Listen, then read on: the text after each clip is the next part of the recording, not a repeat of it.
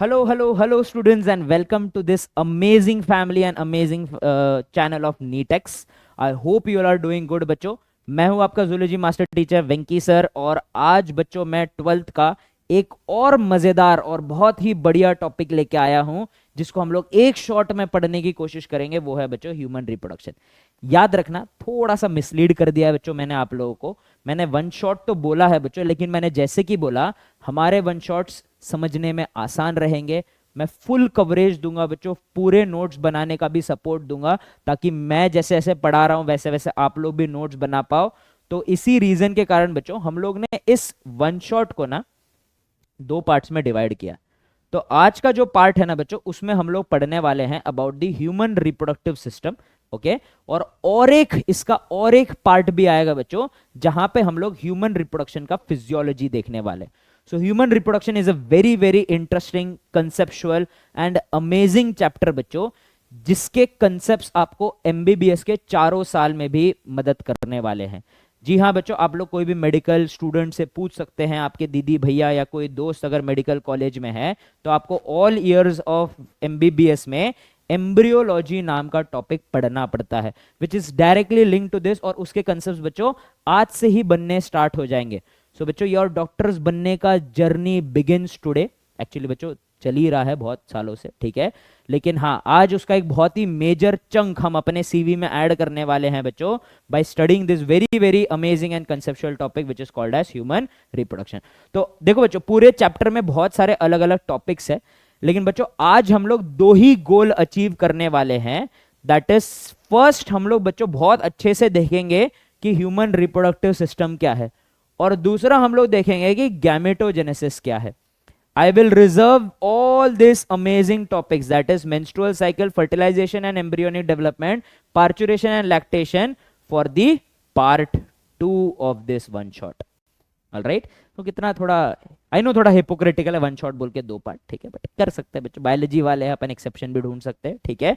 So part 2 में हम लोग ये देखेंगे. एक छोटा सा फन फैक्ट भी है बच्चों आपके लिए, जिसको हम लोग पार्ट 2 में और थोड़ा एक्सप्लोर करने वाले हैं. All right, so without any further delay, let us start with today's topic, that is the human male reproductive system. all right, so चलिए बच्चों human male reproductive system के बारे में हम लोग थोड़ा सा देख लेते हैं. तो चलिए बच्चों, आज का पहला टॉपिक हम लोग पढ़ते हैं, which is the structure of the male reproductive system. बच्चों मेल रिप्रोडक्टिव सिस्टम जो होता है उसमें काफी सारे कॉम्प्लेक्स ऑर्गन्स और ऑर्गेनाइजेशन है, और बच्चों ये जो सिस्टम है ये मेजरली बना हुआ है for the production and transportation of the male gamete which is called as sperms. So बच्चों जिस ऑर्गन में कोई भी ऑर्गेनिज्म का गैमीट्स बनता है, उस ऑर्गन को हम लोग बच्चों प्राइमरी रिप्रोडक्टिव ऑर्गन बुलाते हैं. And the primary reproductive organ in the males, primary reproductive organ जो बच्चों मेल रिप्रोडक्टिव सिस्टम में है, ऑल राइट, एक second, that is called as the testis. ठीक है, क्या बुलाएंगे बच्चों हम लोग इसको? टेस्टिस बुलाएंगे, ठीक है. So the primary reproductive organ in males is called as the testis. Okay, अब बच्चों टेस्टिस का जो प्लेसमेंट है, it is inside a sac like structure here, और इस सैक लाइक स्ट्रक्चर का नाम है बच्चों स्क्रोटम. ठीक है, अब बच्चों हम लोग जल्द ही स्क्रोटम का भी फंक्शन देख लेंगे, लेकिन पहले हम लोग बात कर लेते हैं बच्चों किसके बारे में, हम लोग बात कर लेते हैं टेस्टिस के बारे में. जैसे कि बच्चों मैंने क्लियर कर दिया था कि जो टेस्टिस है that is the primary male reproductive organ. ठीक है, क्या है बच्चों? ये प्राइमरी मेल रिप्रोडक्टिव ऑर्गन. ठीक है, so testis is nothing but the primary male reproductive organ. ठीक है, so testis are a pair of oval primary male reproductive organs. ठीक है, क्या है बच्चों? ये pair of primary male reproductive organs है बच्चों. और यहां पे क्या होने वाला है बच्चों? Site of formation of sperms and male hormone mail का क्या हार्मोन है बच्चों? टेस्टोस्टेरॉन है. ठीक है, सो क्या बनता है बच्चों यहां पे? टेस्टिस में पहले तो बच्चों स्पर्म्स बनते हैं और दूसरा इंपॉर्टेंट चीज है बच्चों टेस्टोस्टेरॉन। टेस्टोस्टेरॉन के बिना बच्चों मेल के जो कैरेक्टरिस्टिक है, जिसको अपन लोग सेकेंडरी सेक्सुअल कैरेक्टरिस्टिक बुलाते हैं, जैसे कि मस्कुलर बॉडी का रहना, इसके अलावा बच्चों एडम्स एप्पल का डेवलपमेंट, बियर्ड का फॉर्मेशन, ठीक है, और नैरोअर पेल्विस, ये सारे जो फीचर्स होते हैं बच्चों, it is because of the male androgen जिसका नाम है टेस्टोस्टेरॉन। तो टेस्टिस ओवरऑल सारे बच्चों रिप्रोडक्टिव ऑर्गन्स के डेवलपमेंट के लिए भी जरूरी है, क्योंकि दूसरे ऑर्गन्स को बनने के लिए बच्चों टेस्टिस को पहले टेस्टोस्टेरॉन बनाना पड़ेगा, और दूसरा बच्चों ये रिप्रोडक्शन के लिए भी वाइटल है, क्योंकि यहीं पे स्पर्म्स का फॉर्मेशन, डेवलपमेंट और मैच्योरेशन होता है बच्चों, ठीक है। अब बच्चों ये एक सैक लाइक स्ट्रक्चर के अंदर प्रेजेंट है। ये बनता तो बच्चों अब्डमन में है, लेकिन बर्थ से पहले यहां पे एक छोटा सा इंग्वाइनल कनाल है जो एनसीईआरटी में नहीं दिया है बच्चों। इस इंग्वाइनल कनाल के थ्रू टेस्टिस डिसेंड होता है बच्चों into this sac like structure which is called as the scrotum. बच्चों स्क्रोटम का फंक्शन क्या है? इट मेंटेन्स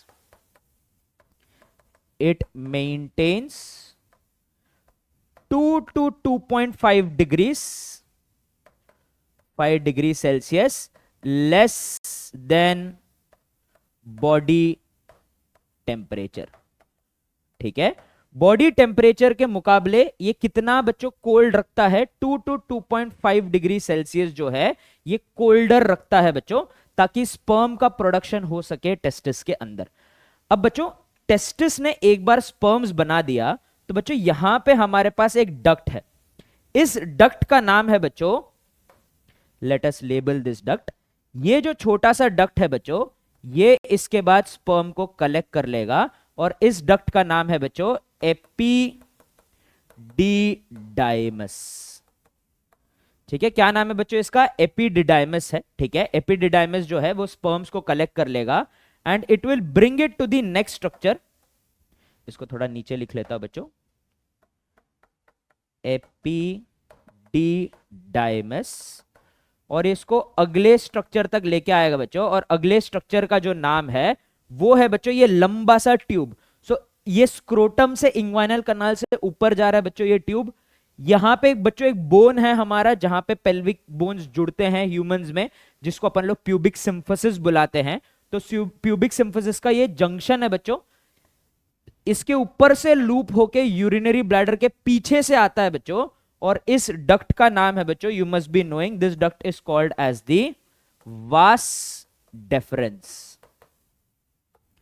ठीक है। क्या नाम है बच्चों इसका? वास डेफरेंस, ठीक है। So this duct is called as the vas deference.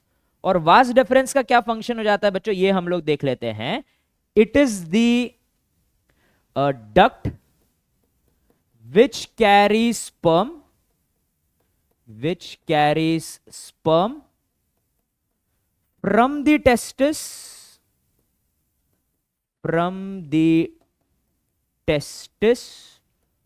to the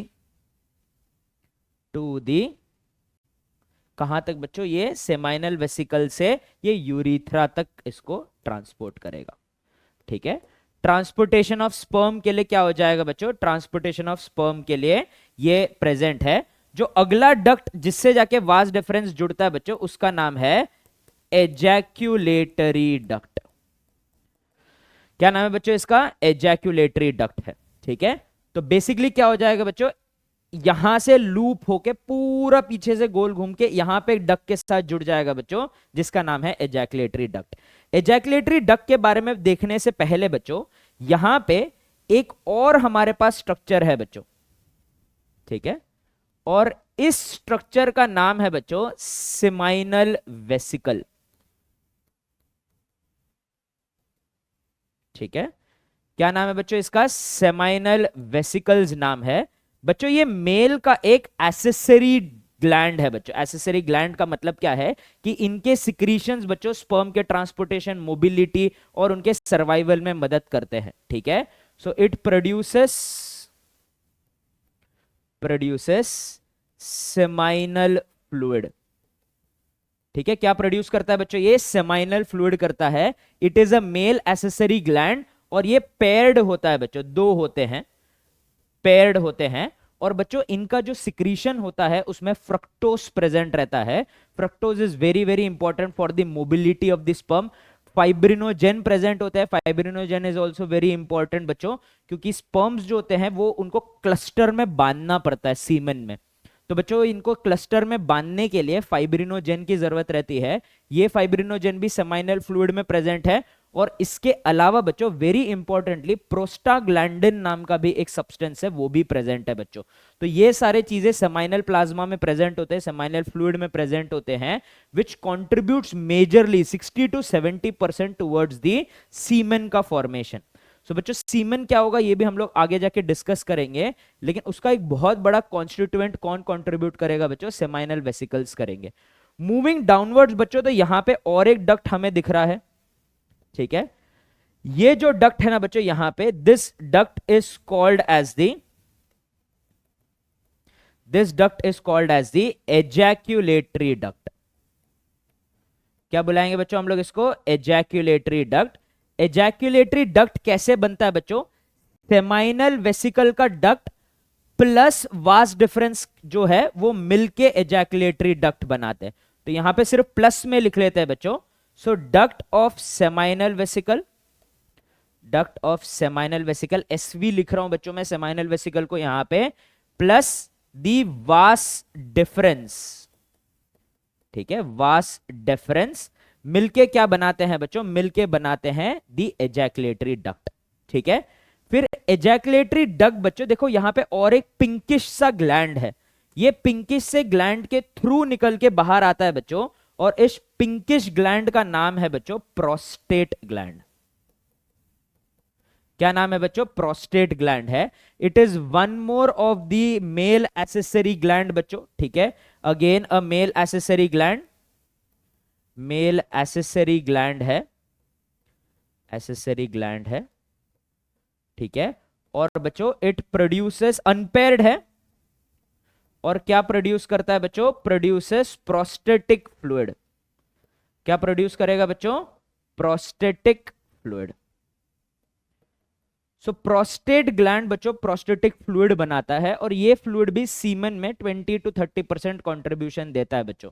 so basically क्या हो जाता है बच्चों कि इनके सिक्रीशंस, जैसे इनमें काफी सारे सब्सटेंसेस थे बच्चों सेमाइनल वेसिकल के सिक्रीशन में, इनके भी सिक्रीशन में काफी सारे सब्सटेंसेस जैसे कैल्शियम आयन प्रेजेंट है बच्चों, काफी सारे जो माइल्ड एसिड्स होते हैं वो प्रेजेंट है बच्चों, ठीक है, जो स्पर्म के नरिशमेंट और ट्रांसपोर्ट के लिए जरूरी है।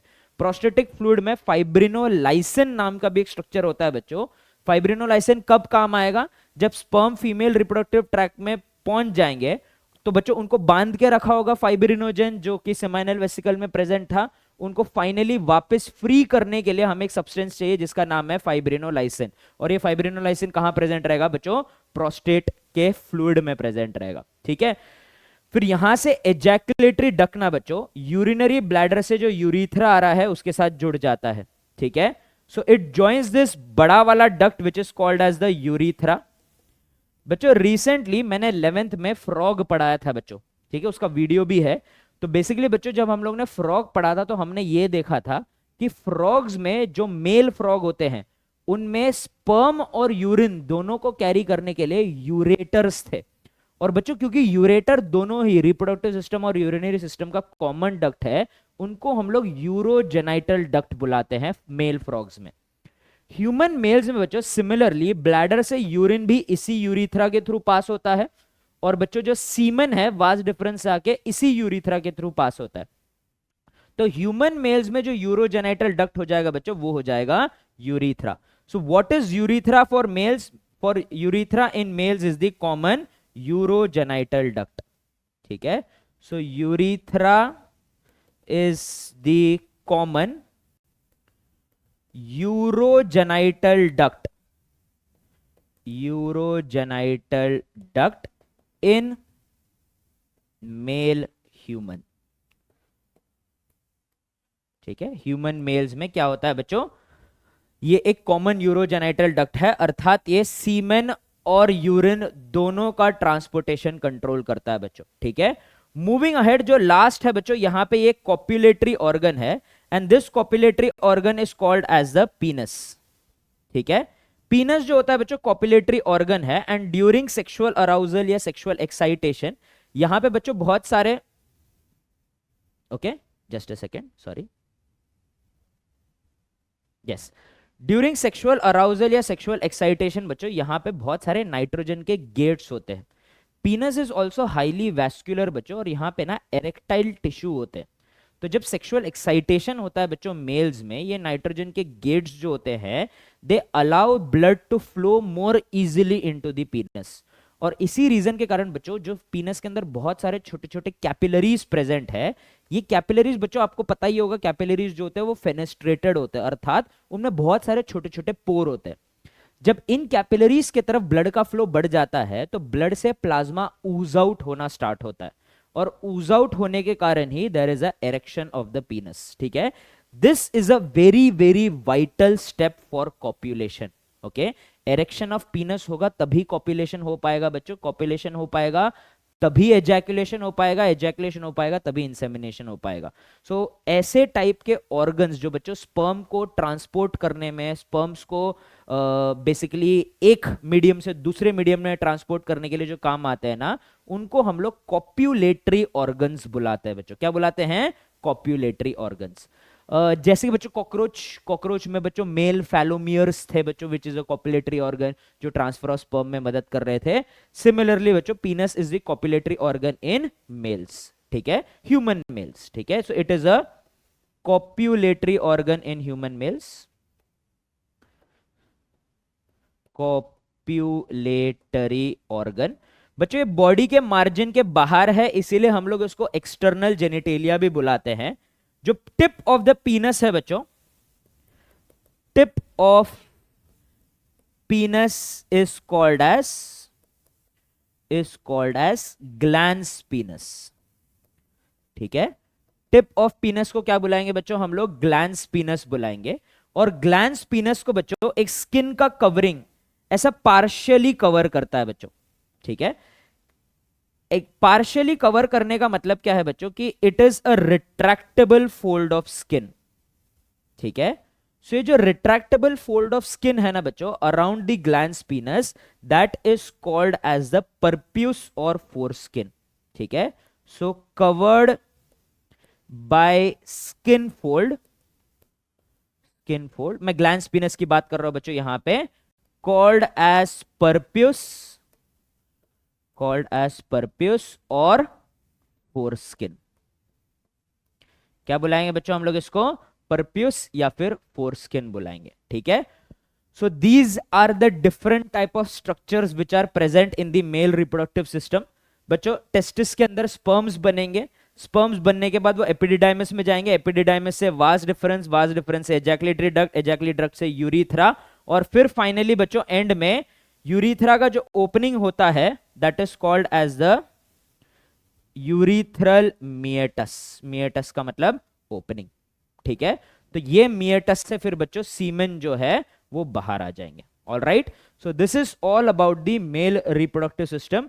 आई hope we have covered the human male reproductive system successfully, और आपको बच्चों ये क्लियरली समझ में आ गया होगा। ऑल राइट, और एक बार बच्चों जरूर एनसीईआरटी के डायग्राम और एनसीईआरटी से भी रेफर कर लेना बच्चों, उससे आपको थोड़ा सा ये ओवरव्यू जो है मेल रिप्रोडक्टिव सिस्टम का वो क्लियर हो जाएगा। ठीक है, moving to the next part which is the structure of the testis. ठीक है, अब बच्चों टेस्टिस के अंदर ना बहुत सारे छोटे छोटे कंपार्टमेंट्स होते हैं।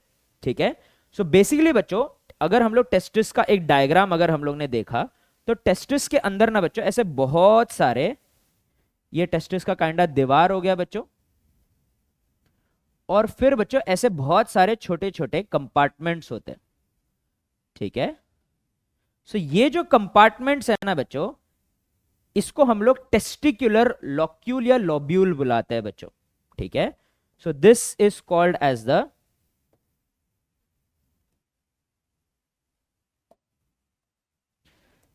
टेस्टिकुलर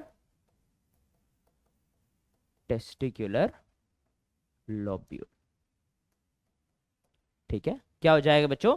टेस्टिकुलर लॉब्यूल हो जाएगा या लॉक्यूल हो जाएगा। ठीक है, ये कंपार्टमेंट्स होते हैं बच्चों। ठीक है, so these are compartments present inside testis. क्या हो जाएंगे बच्चों? ये टेस्टिस के अंदर छोटे छोटे कंपार्टमेंट्स है बच्चों। ईच टेस्टिस में approximately each testis has about has about 250 such compartments. क्या है बच्चों? ऐसे 250 कंपार्टमेंट्स है बच्चों टेस्टिस के अंदर। ठीक है, कितने कंपार्टमेंट्स है बच्चों? Approximately 250 compartments are present inside the testis. Alright, अब बच्चों और एक चीज ध्यान रखना कि ये ईच कंपार्टमेंट के अंदर आपको एक हाईली कॉइल्ड टिब्यूल मिलेगा कुछ इस तरह। ठीक है, यहां पे तो बच्चों कम कॉइल किया है, लेकिन ये हाईली कॉइल्ड टिब्यूल्स होते हैं, and these coiled tubules are called as the seminiferous tubules. क्या बुलाएंगे बच्चों हम लोग इसको? सेमिनिफेरस टिब्यूल्स बुलाएंगे बच्चों। ये है the actual site of formation of sperm. मतलब इन्हीं टिब्यूल्स के अंदर बच्चों एक्चुअली स्पर्म्स बनने वाला है, तो इन टिब्यूल्स को हम लोग क्या बुलाएंगे बच्चों? सेमिनिफेरस टिब्यूल्स बुलाएंगे। ठीक है, so these are highly coiled tubules, highly coiled tubules present inside testicular locule, testicular lobules। ठीक है, सो टेस्टिकुलर लोब्यूल्स के अंदर प्रेजेंट रहने वाले बच्चों ये हाईली कॉइल्ड टिब्यूल्स होते हैं। इसके अलावा और एक चीज याद रखना बच्चों, एक कंपार्टमेंट के अंदर 1 से 3 लोब्यूल्स हो सकते हैं। ठीक है, सो इन ईच कंपार्टमेंट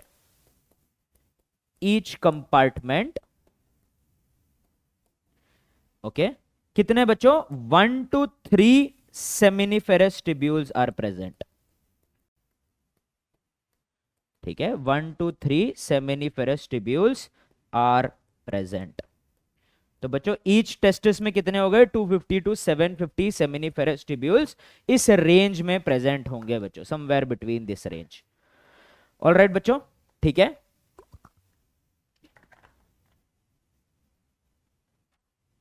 चलिए मूविंग अहेड बच्चों।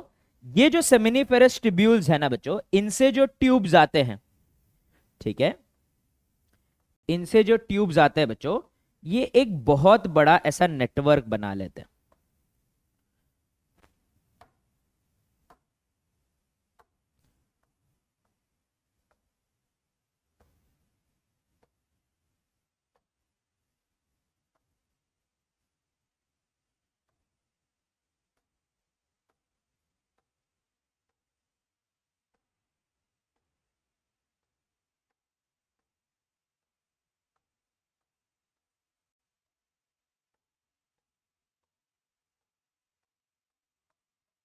ठीक है, ऐसा एक नेटवर्क बना लेते हैं बच्चों, ये सारे टिब्यूल्स ऐसे सेंटर में।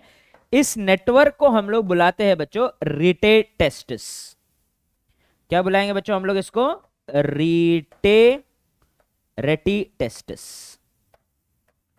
ठीक है, it is called as the rete testis.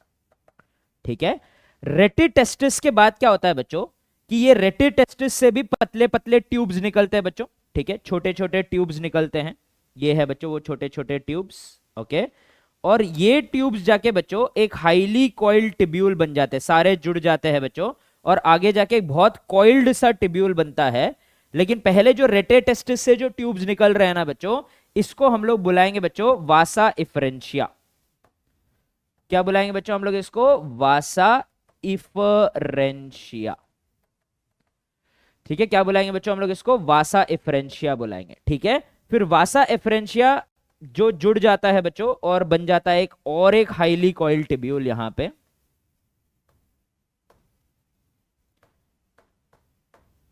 एक बहुत ज्यादा हाईली कॉइल्ड टिब्यूल बन जाता है बच्चों।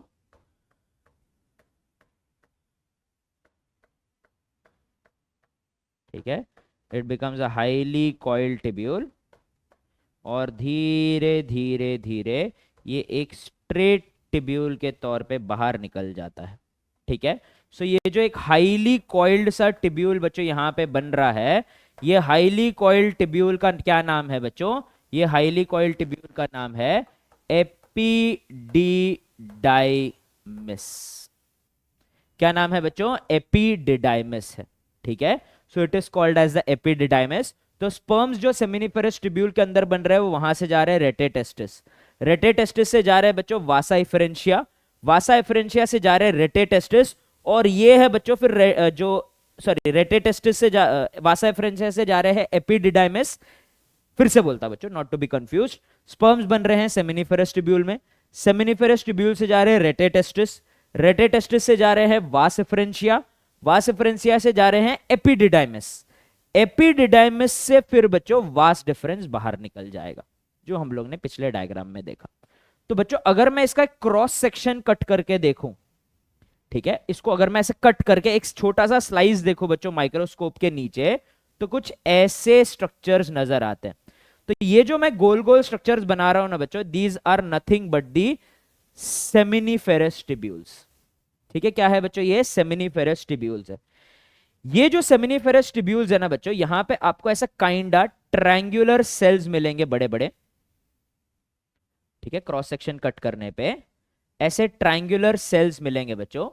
और ये जो ट्रायंगुलर सेल्स है ना, यहां बच्चों ये सेमिनिफेरस ट्यूब्यूल्स के अंदर ही स्पर्म बन रहे हैं, तो ये स्पर्म्स के नरिशमेंट और डेवलपमेंट के लिए बहुत जरूरी है ये सेल, जो काइंड ऐसा पिरामिडल ट्रायंगुलर सेल्स आपको यहां पे दिख रहे हैं। ठीक है, सो ये जो सेल्स है ना बच्चों, इनका नाम है सर्टोली सेल। क्या नाम है बच्चों, सर्टोली सेल नाम है इनका। इनको प्यार से हम लोग बच्चों नर्स सेल भी बुलाते हैं। क्या बुलाएंगे बच्चों हम लोग इनको, नर्स सेल भी बुलाएंगे। ठीक है, इसके अलावा बच्चों जो इनरमोस्ट लाइनिंग है बच्चों इनका, this innermost lining contains this cuboidal epithelium वाले सेल्स। ठीक है, क्या है बच्चों इनरमोस्ट लाइनिंग में, इनरमोस्ट लाइनिंग में ऐसे क्यूबॉइडल एपिथेलियम के सेल्स है, एंड दीज क्यूबॉइडल एपिथेलियम वाले जो सेल्स है ना बच्चों, they are called as the germinal epithelium. और बच्चों ये जर्माइनल एपिथेलियम ही डिवाइड करके क्या बनाने वाले हैं, ये जर्माइनल एपिथेलियम ही डिवाइड करके स्पर्म्स को जन्म देने वाले हैं बच्चों।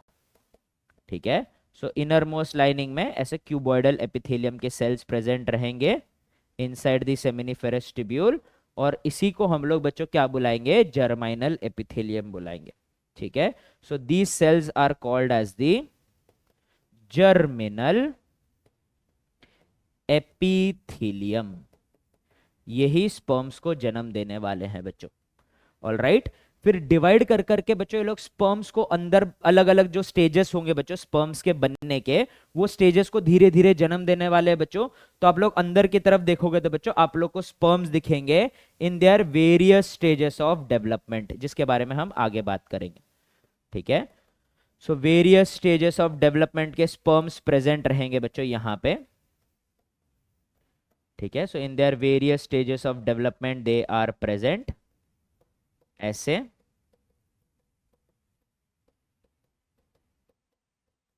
ठीक है, क्योंकि बच्चों स्पर्म्स ऐसे तुरंत नहीं बन जाते, बहुत सारे स्टेजेस ऑफ डेवलपमेंट अंडरगो करते हैं। ठीक है, ओके, तो ये आपको दिखेंगे बच्चों moving towards the inner side of the seminiferous tubule. Okay, all right, so these are called as the, बच्चों क्या बुलाएंगे बच्चों हम लोग इनको, these are called as the, basically बच्चों ये स्पर्म्स का डेवलपमेंट है, स्पर्म्स के cell at various stages of development. तो बेसिकली बच्चों ये स्पर्मेटोसाइट बुला सकते हैं। क्या बुला लेंगे बच्चों हम लोग इनको, स्पर्मेटोसाइट्स बुला सकते हैं, अलग अलग स्टेजेस के स्पर्मेटोसाइट्स है बच्चों। फाइनली ये जो सेंटर में जो एम्प्टी स्पेस आपको दिख रहा है ना बच्चों, ये एम्प्टी स्पेस ही ल्यूमन है, मतलब ये ट्यूब है ना, सेमिनिफेरस ट्यूब्यूल क्या है बच्चों, ट्यूब है, तो ट्यूब के सेंटर में खाली स्पेस तो रहेगा, तो यही बच्चों सेमिनिफेरस ट्यूब्यूल का क्या है, ल्यूमन है। ठीक है, आपको ल्यूमन में मैच्योर स्पर्म्स भी नजर आएंगे बच्चों माइक्रोस्कोप से, लेकिन ज्यादातर जो स्पर्म्स है ना बच्चों, वो सर्टोली सेल में गड़े हुए रहेंगे। ठीक है, और सर्टोली सेल में ये लोग बच्चों ऐसे गड़े हुए इसलिए रहते हैं क्योंकि बच्चों इनको यहां से इनका न्यूट्रिशन मिलता है। So they are embedded like this in the Sertoli cell and they get their nutrition from here. ठीक है, ऑल राइट, और last but not the least बच्चों, ये जो अलग अलग सेमिनिफेरस ट्यूब्यूल्स है, इनके बीच बीच में देखो बच्चों थोड़ा गैप है, ये गैप ही बच्चों टेस्टिस का इंटरस्टिशियल स्पेस है, ट्यूब्यूल्स के बीच बीच का स्पेस। यहां पे भी आपको बच्चों एक टाइप का सेल मिलने वाला है। ठीक है। सो सेमिनिफेरस ट्यूब्यूल्स के बीच बीच में भी आप लोगों को कुछ सेल्स नजर आएंगे बच्चों, ठीक है। और ये जो सेल्स है ना बच्चों यहां पे, these cells are called as the Leydig cell, ठीक है। लेडिक सेल का फंक्शन आपको पता रहना जरूरी है बच्चों। दे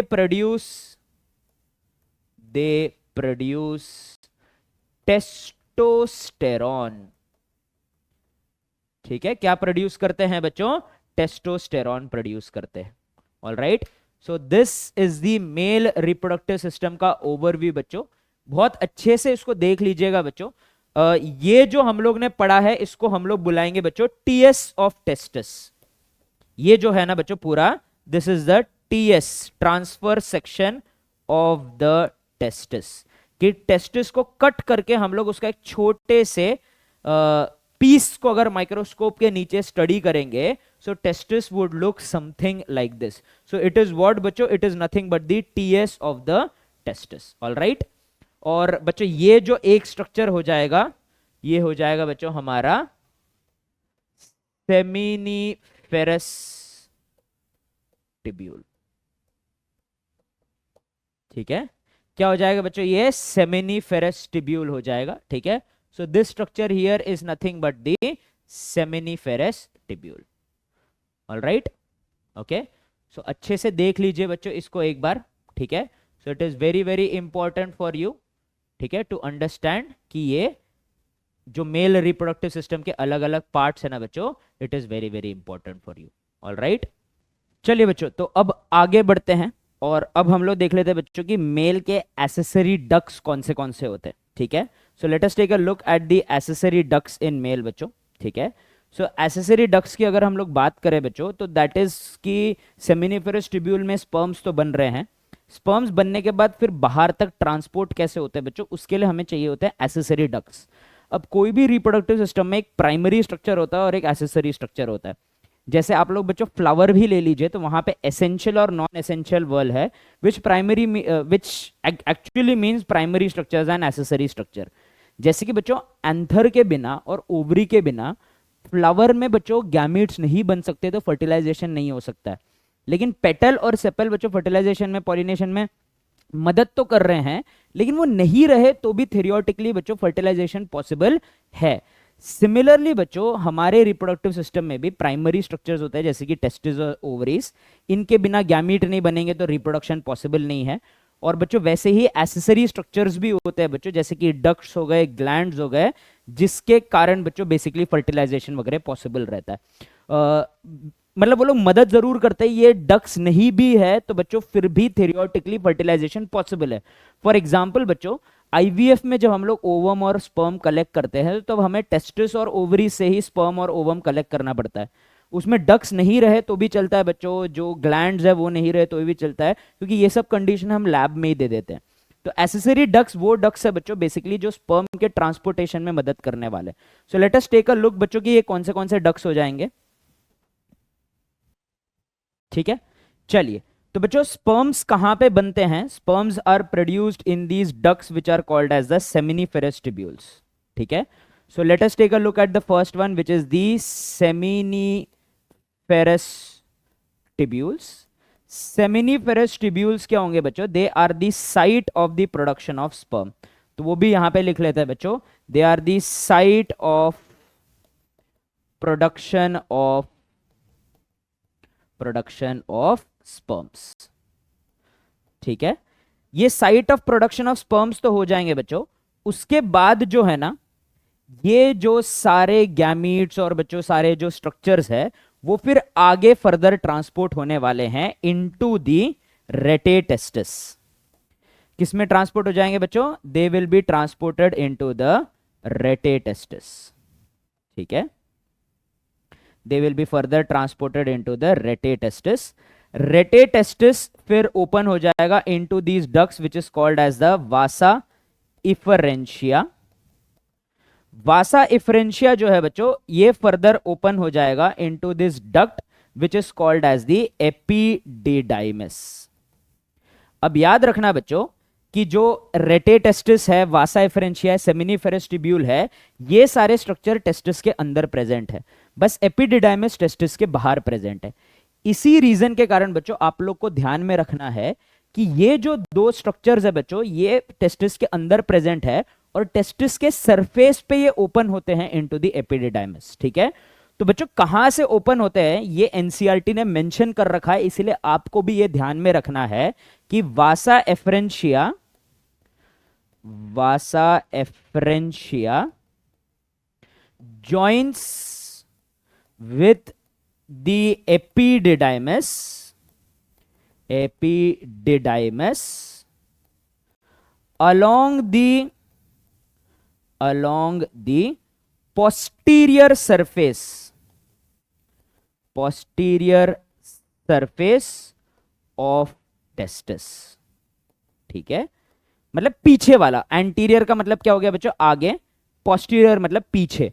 तो टेस्टिस का जो पीछे वाला दीवार होगा ना बच्चों, वहां से सारे वासा एफरेंशिया बाहर आते हैं और एपिडिडाइमिस से जुड़ जाते हैं। तो epididymis is present on the surface of the testis. ठीक है, फिर एपिडिडाइमिस बच्चों हाईली कॉइल्ड होता है, वो फिर आगे जाके बच्चों थोड़ा स्ट्रेट हो जाता है, स्ट्रेटन अप हो जाता है, और किससे जाके जुड़ जाएगा बच्चों, it will join the vas deferens. Okay, अब याद रखना बच्चों कि यही है वो सारे डक्ट्स जो बेसिकली स्पर्म का प्रोडक्शन का site, that is a seminiferous tubule, से लेके बाहर लेके आ रहे हैं, which is the vas deferens. So सिर्फ और सिर्फ रेटे टेस्टिस से वास डिफरेंस तक जितना भी डक्ट है बच्चों, इसी को हम लोग बुलाते हैं मेल एसेसरी डक्ट्स। ये बहुत ज्यादा इंपॉर्टेंट है बच्चों, याद रखना, इसलिए मैंने यहां पे एक स्टार लगा दिया है कि अगर नीट ने पूछा बच्चों कि इनमें से कौन से एसेसरी डक्ट्स में आते हैं और 4-5 ऑप्शन दे दिया, आप में ऑप्शन में सेमिनिफेरस ट्यूब्यूल भी है, रेटे टेस्टिस भी है, वास एफरेंशिया भी है, एपिडिडाइमिस भी है, वास डिफरेंस भी है, तो आपको सिर्फ वही ऑप्शन सेलेक्ट करना है जिसमें रेटे टेस्टिस से लेके वास डिफरेंट तक के डक्ट्स दिए हुए हैं। इसके पहले जो भी है और इसके बाद जो भी है उसको एनसीईआरटी ने भी मेंशन कर रखा है बच्चों कि वो एसेसरी डक्ट्स में इंक्लूड नहीं होते। जैसे वास डिफरेंस बच्चों सेमिनिफेरस ट्यूब्यूल के डक्ट के साथ मिलके और एक डक्ट बना लेता है बच्चों, जिसका नाम है एजैक्यूलेटरी डक्ट। अब बच्चों एजैक्यूलेटरी डक्ट क्योंकि एक एसेसरी ग्लैंड के डक्ट के साथ मिलके बन रहा है, इसी रीजन के कारण बच्चों हम लोग इसको एसेसरी डक्ट्स में नहीं मानते। ठीक है, इसके बाद एजैकुलेटरी डक्ट जाके बच्चों यूरिथ्रा से ज्वाइन हो जाएगा, which is a common passage for both urine and for semen. तो बच्चों आप लोग यूरिथ्रा को भी एसेसरी नहीं बुला सकते क्योंकि एक्सक्रीटरी सिस्टम का भी इंपॉर्टेंट पार्ट है। ठीक है, तो इसी को हम लोग बुलाते हैं बच्चों यूरोजेनाइटल डक्ट, और फिर इसके opening which is called as the urogenital meatus. यहां से क्या हो जाएगा बच्चों, यहां से ये बाहर आ जाएगा। ठीक है, from the urogenital meatus it will come out. All right, so this is the structure of the male accessory duct or the passage of the male accessory duct. ठीक है, I hope it is clear for you all. ठीक है, I hope it is clear for you all. All right बच्चों, ठीक है, आगे बढ़ते हैं बच्चों अभी। ओके, उससे पहले बच्चों एक चीज आप लोग को मेंशन करना था कि बच्चों यहां पे ना जहां से यूरिथ्रा बच्चों पीनस में जा रहा है, उस पॉइंट पे बच्चों और एक भी हमारे पास यहां पे डक्ट है, सॉरी ग्लैंड है बच्चों। ठीक है, सो यहां पे बल्ब समान दिखने वाला एक पेयर्ड ग्लैंड है बच्चों, जो जस्ट पीनस के रूट के पास प्रेजेंट होता है, और इस ग्लैंड का नाम है बच्चों Cowper gland, bulbo urethral gland भी बुलाते हैं बच्चों इसको। ठीक है, it is called as the Cowper's gland और द बल्बो यूरिथ्रल ग्लैंड।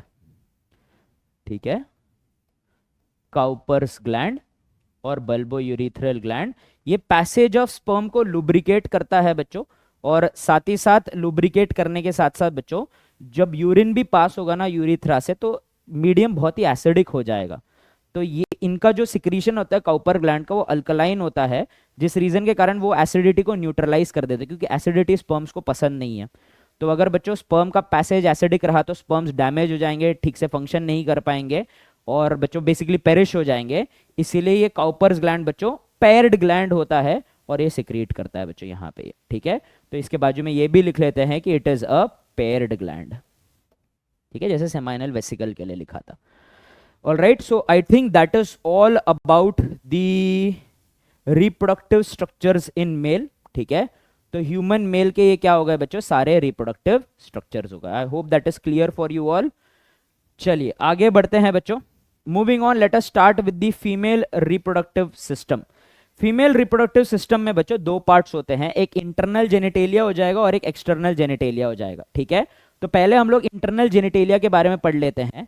जो फीमेल्स का बच्चों जो मेन स्ट्रक्चर है वो है ओवरीज, ठीक है, ओके।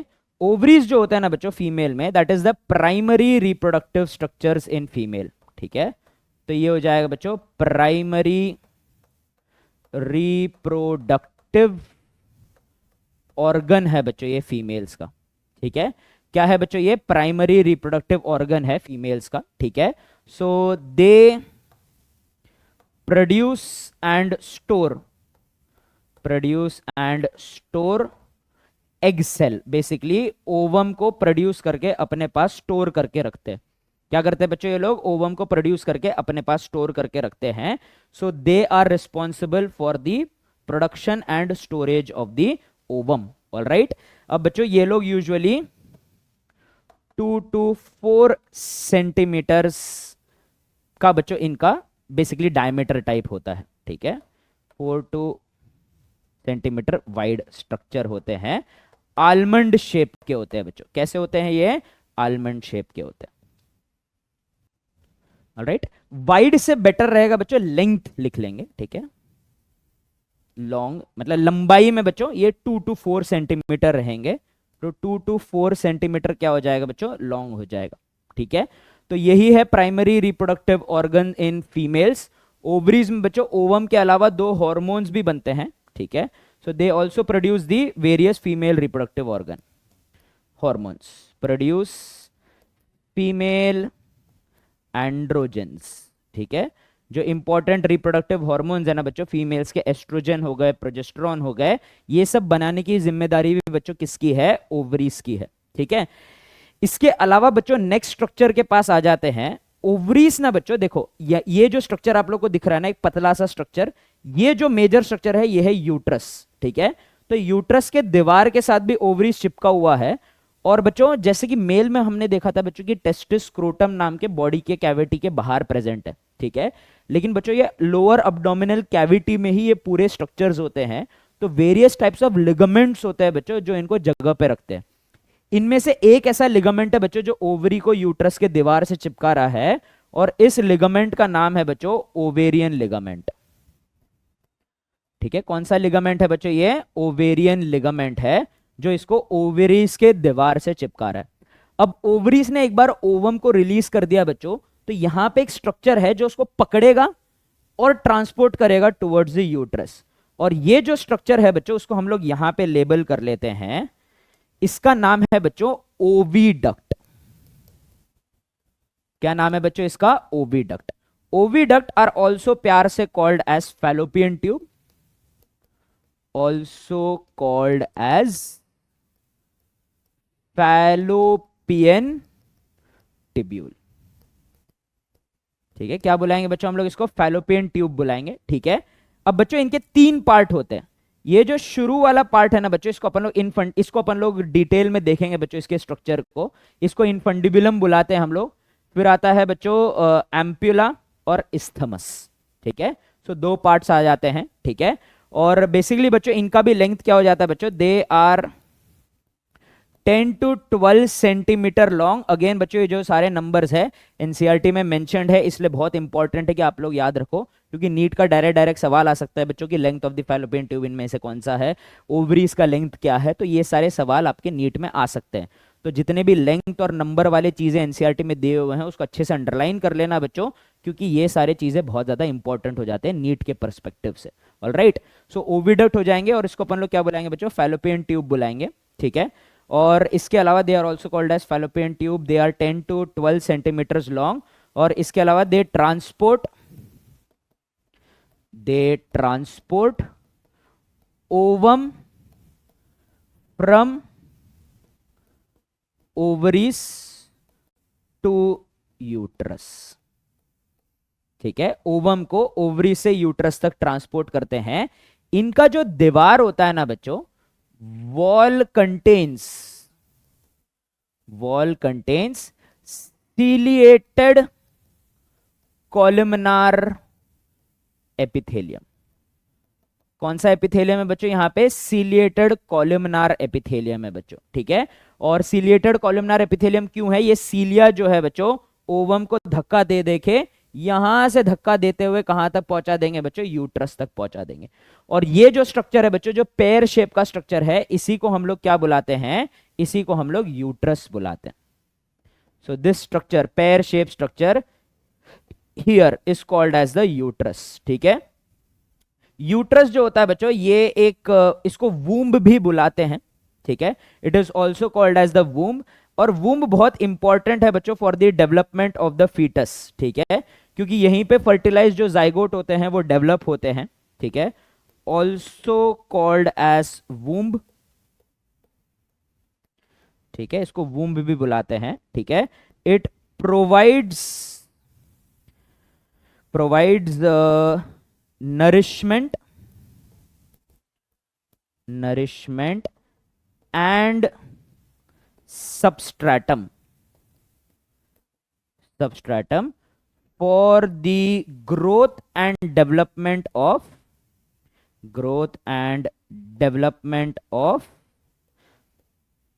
zygote, ठीक है। तो हम जो डेवलप होते हैं ना बच्चों, ठीक है, तो वो हम लोग वूम्ब के अंदर ही डेवलप होते हैं, यूट्रस में डेवलप होते हैं, ठीक है। हम हमेशा बोलते हैं कि बच्चा जो है वो पेट में है बच्चों, पेट नहीं है। पेट टेक्निकली बच्चों स्टमक या इंटेस्टाइन हो गया है, ठीक है, वहां पे नहीं है बच्चों development of the baby. Baby कहां पे डेवलप होगा बच्चों? बेबी डेवलप होगा इनसाइड द यूट्रस। इसका शेप कैसा है बच्चों? एक इन्वर्टेड पेयर समान है। पेयर मतलब नाशपाती जो होता है ना बच्चों, उसके जैसा दिखता है, ठीक है। It is size and shape of an inverted pair, ठीक है। किसकी तरह है बच्चों? ये एक इन्वर्टेड पेयर की तरह है, ठीक है, pair, okay, all right. Not legs वाला पेयर बच्चों, ठीक है, पियर, फ्रूट वाला पेयर, ठीक है, ऑल राइट। अब बच्चों यूट्रस के बहुत सारे पार्ट है, we will talk about it again in the next slide. लेकिन बच्चों जो यहां पे यूट्रस ऐसा कन्वर्ज जो हो रहा है बच्चों, जो नैरो पार्ट है यूट्रस का, तो यहां पे देखो छोटा सा कनाल बन रहा है।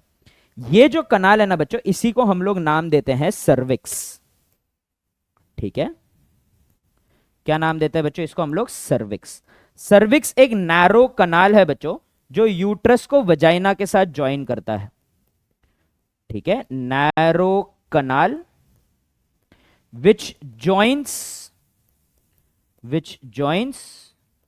uterus with vagina, ठीक है। किसको किसके साथ कनेक्ट करेगा बच्चों? यूट्रस को वजाइना के साथ कनेक्ट करने वाला है, ठीक है। और last but not the least, जो लास्ट स्ट्रक्चर हम लोग पढ़ने वाले हैं बच्चों, यहां पे लेबल करने वाले हैं, that is nothing but the vagina, ठीक है। वजाइना अगेन बच्चों, जैसे कि मेल्स में कॉपुलेटरी ऑर्गन पीनस था, वैसे ही फीमेल्स में जो कॉपुलेटरी ऑर्गन है दैट इज वजाइना, ठीक है। सो बेसिकली जो ट्रांसफर ऑफ गैमेट्स, जो part of the female reproductive system जहां पे स्पर्म्स रिसीव किए जाएंगे, that is nothing but the vagina and the vaginal cavity, okay. So it is the copulatory organ of the female, copulatory organ in female, ठीक है।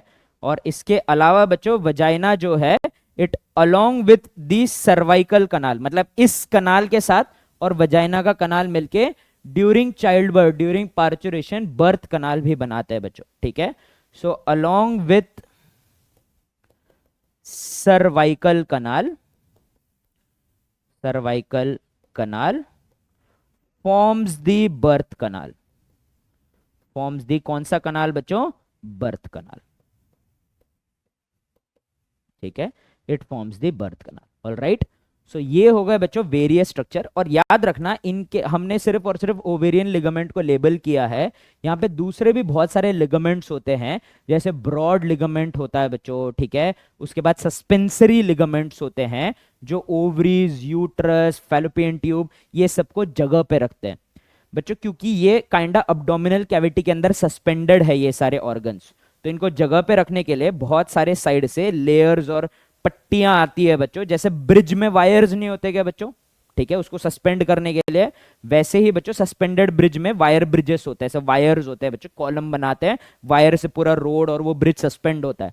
वैसे बच्चों हमारे pelvic cavity से, हमारे पेरिटोनियम के पीछे वाले वॉल से बहुत सारे लिगामेंट्स ऐसे टर्न होके आते हैं यूट्रस और ओवरीज की तरफ और फैलोपियन ट्यूब की तरफ, और उनको जगह पे रखते हैं, ठीक है। The important ones are the broad ligament, the suspensory ligament, and the ovarian ligament. These ligament help to keep the female reproductive organs in place. All right. So that is all about the female reproductive system का overview. अब हम थोड़े details में जाते हैं बच्चों, specially हम बात करेंगे बच्चों about uterus and the fallopian tube, ठीक है। So let us take a look at the structure of the uterus and the fallopian tube. और साथ ही में थोड़ा जगह बच ही जाएगा बच्चों, तो वहां पे मैं एक बार एक्सटर्नल जेनिटेलिया के बारे में भी आपको बता दूंगा। चलिए तो देख लेते हैं बच्चों, पहले तो यूट्रस का हम लोग एक छोटा सा डायग्राम बना लेते हैं बच्चों, ठीक है। ऑलराइट, अब बच्चों देखो यूट्रस का जो सबसे ऊपर वाला पार्ट होता है वो कुछ ऐसा डोम शेप का होता है बच्चों, और नीचे से ऐसा पैर शेप होता है, राइट। ओके, तो सबसे पहले बच्चों यूट्रस के हम लोग पार्ट्स देख लेते हैं। यूट्रस का जो सबसे ऊपर वाला पार्ट होता है बच्चों, that part is called as the body of the uterus, sorry the dome shape part of the uterus is called as the uterine fundus. क्या बुलाएंगे बच्चों हम लोग इसको? यूटराइन फंडस बुलाएंगे, ठीक है। ये जो पार्ट होता है बच्चों जहां पे फैलोपियन ट्यूब काइंडा यूट्रस के साथ जुड़ा हुआ है, इसको हम लोग बुलाते हैं कॉर्नुआ। कॉर्नुआ में बच्चों मैंने एक हैशटैग लगा दिया है, वो हैशटैग इसीलिए बच्चों क्योंकि एनसीईआरटी में नहीं, आपसे याद रखना हैशटैग मतलब एनसीईआरटी में नहीं है, hashtag not in NCERT. Alright, moving on बच्चों, ये जो मेन पार्ट है जहां पे फीटस डेवलप करता है, इसी को हम लोग बुलाते हैं बच्चों बॉडी ऑफ द यूट्रस। और जो लास्ट नैरो पार्ट है बच्चों जहां पे वो वजाइना के साथ जुड़ेगा, this part is called as the cervix, ठीक है। अब बच्चों यूट्रस का दीवार जो होता है ना बच्चों, वो अलग अलग टाइप के स्ट्रक्चर से बनता है। फॉर एग्जाम्पल जो सबसे ये आउटर मोस्ट वॉल है ना बच्चों, ये एक एपिथेलियल लेयर से बना हुआ है, supported by a little connective tissue. तो ये जो epithelial outer most wall of the uterus है ना बच्चों, इसको हम लोग बुलाते हैं पेरीमीट्रियम, ठीक है। सो अगर मैं यूट्राइन वॉल की बात करूं, जो आउटर मोस्ट वॉल है बच्चों which is made up of epithelium and connected by a little made by epithelium and supported by little connective tissue present underneath it is called as the, क्या बुलाएंगे बच्चों हम लोग इसको? this wall is called as the perimetrium, ठीक है। क्या बुलाएंगे बच्चों हम लोग इसको? पेरीमीट्रियम बुलाएंगे, ठीक है। अब बीच का जो बहुत ही मस्कुलर सा दीवार है ना बच्चों, ठीक है, अब ऑफ कोर्स बच्चों ये एक ऑर्गन है जिसमें स्मूथ मसल प्रेजेंट है, क्योंकि ड्यूरिंग पार्चुरेशन और द चाइल्ड बर्थ यूट्रस को कॉन्ट्रैक्ट करना पड़ेगा। अब देखो बच्चों मैंने क्या बोला था, नॉर्मली यूट्रस कौन से साइज का होता है? एक इन्वर्टेड पेयर साइज का होता है, लेकिन ड्यूरिंग चाइल्ड बर्थ और प्रेगनेंसी वो एक बड़े वाटरमेलन के साइज तक भी एक्सपैंड कर सकता है। जैसे जैसे बच्चा बड़ा हो रहा है वैसे वैसे यूट्रस भी एक्सपैंड होते जा रहा है। तो ड्यूरिंग चाइल्ड बर्थ बच्चे को एक्सपेल कराने के लिए through the birth canal uterus को कॉन्ट्रैक्ट रिलैक्स करना पड़ता है। इसी कॉन्ट्रैक्शन रिलैक्सेशन के लिए हमें बच्चों मसल चाहिए, और ये मसल्स कहां पे प्रेजेंट है बच्चों? ये मसल्स प्रेजेंट है ये मिडल लेयर में,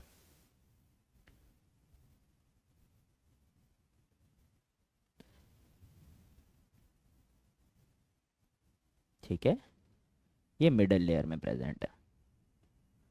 ओके, सो ये जो मिडल लेयर है ना बच्चों, these are completely made up of muscle, smooth muscle से बनते हैं। और ये जो स्मूथ मसल वाला लेयर जो है ना बच्चों, ठीक है, ठीक है, आई होप कहीं पे गैप ना छूटा हो। पेन टूल इस्तेमाल करने की कोशिश करते हैं बच्चों हम लोग, ठीक है, नहीं था गैप। ओके, ऑलराइट, तो ये जो पूरा स्ट्रक्चर है ना बच्चों, यही हो जाएगा क्या बच्चों? यही हो जाएगा the muscular layer called as the myometrium. क्या बुलाएंगे बच्चों हम लोग इसको? मायोमीट्रियम बुलाएंगे। So the muscular middle wall of the uterus is called as the myometrium, ठीक है। तो इस मिडल वॉल को क्या नाम देंगे बच्चों हम लोग? मायोमीट्रियम नाम देंगे। ठीक है, it is called as the myometrium. ठीक है, सो जो इनर मोस्ट वॉल होता है बच्चों यूट्रस का, ये हर महीने बनता है और हर महीने शेड होता है बच्चों। तो ये जो दीवार है ना बच्चों, जो एवरी मंथ बनता है, एवरी मंथ शेड होता है, जिसके कारण बच्चों फीमेल्स में मेंस्ट्रुएशन भी होता है, पीरियड्स भी आते हैं। उस पीरियड्स में बच्चों बेसिकली यही जो वॉल है इसका लेयर ही शेड होता है। ठीक है, तो बच्चों ये वॉल अगर शेड ही हो रहा है तो प्रेजेंट क्यों है? ये प्रेजेंट तब के लिए है बच्चों जब फीमेल्स विल अंडरगो प्रेगनेंसी। तो ये जो वॉल है ना बच्चों, यहीं पे वो फर्टिलाइज जाइगोट आके एम्बेड हो जाता है, और यहीं पे इतने सारे ब्लड वेसल्स है ना बच्चों कि जब बच्चा डेवलप होगा और प्लेसेंटा बनेगा, इन्हीं एंडोमेट्रियम के ब्लड वेसल के साथ ही बच्चों ये सारी चीजें एक्सचेंज होने वाली है, न्यूट्रिएंट्स, गैसेस, वेस्ट एक्सेट्रा। तो ये जो बहुत ही स्पॉन्जी और हाईली वैस्कुलर लेयर होता है ना बच्चों, जो एवरी मंथ बनता है और एवरी मंथ शेड होता है, इसका नाम है बच्चों एंडोमेट्रियम। ठीक है, क्या नाम है बच्चों इसका? एंडोमेट्रियम।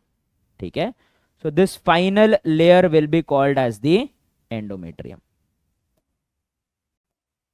ठीक है, सो ये क्या हो जाएगा बच्चों? ये हो जाएगा एंडोमेट्रियल लेयर। और जैसे कि मैंने बोला बच्चों, endometrial layers are highly vascular, अर्थात इसमें बहुत सारे ब्लड वेसल्स होते हैं बच्चों, बहुत सारे ब्लड वेसल्स होते हैं। ये एक बार शेड होता है बच्चों during the starting of the menstrual cycle which is called as the periods या मेंस्ट्रुएशन। फिर थ्रू आउट दी बच्चों rest of the menstrual cycle, throughout the month, अगले मतलब ऑलमोस्ट 24 डेज के लिए बच्चों, 24th डे तक ये डेवलप होंगे। फिर इनका शेडिंग का प्रोसीजर दोबारा स्टार्ट होगा बच्चों अगर फर्टिलाइजेशन नहीं हुआ तो। ठीक है, सो ये जो स्ट्रक्चर है ना बच्चों यहाँ पे, this structure is nothing but the endometrium. Highly vascular layer, बहुत ब्लड वेसल्स होते हैं बच्चों यहाँ पे। ये ब्लड वेसल बस इम्प्लांटेशन की तैयारी कर रहे हैं कि अगर फर्टिलाइज जाइगोट यहाँ पे आके एम्बेड हुआ तो उसको न्यूट्रिशन देने के लिए हमें कोई तरीका चाहिए बच्चों, उसी रीजन के कारण ये लोग प्रेजेंट है। ठीक है, सो इसको भी लेबल कर लेते हैं बच्चों। तो ये कौन सा लेयर हो गया? दिस इज अवर एंडोमेट्रियम वाला layer. So the innermost layer of the uterus is called as the endometrium.